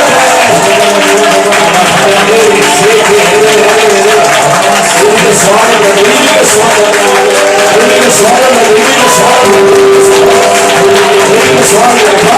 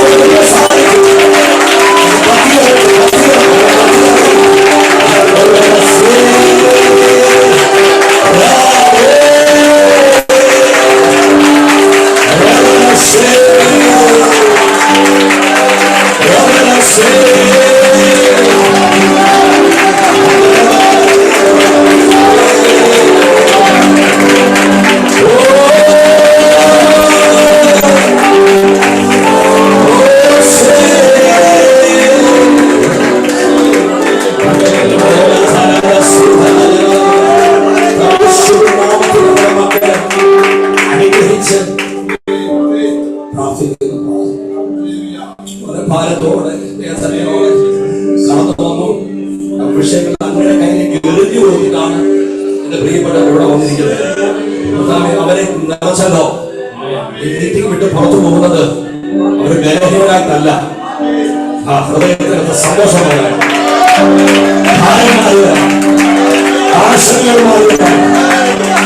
പ്രതിസന്ധികളെ അതിജീവിക്കുന്നവരെ ഏതിനെയും ചവിട്ടി കഴിക്കാനുള്ള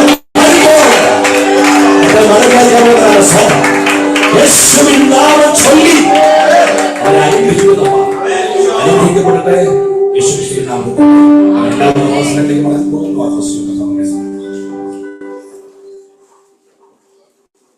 എല്ലാവർക്കും ഹല്ലേലൂയ.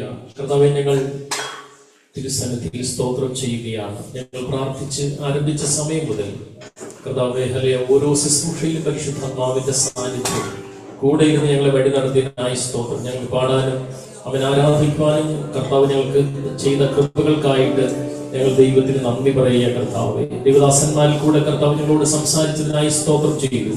വർഗീസ് പാസ്റ്റർ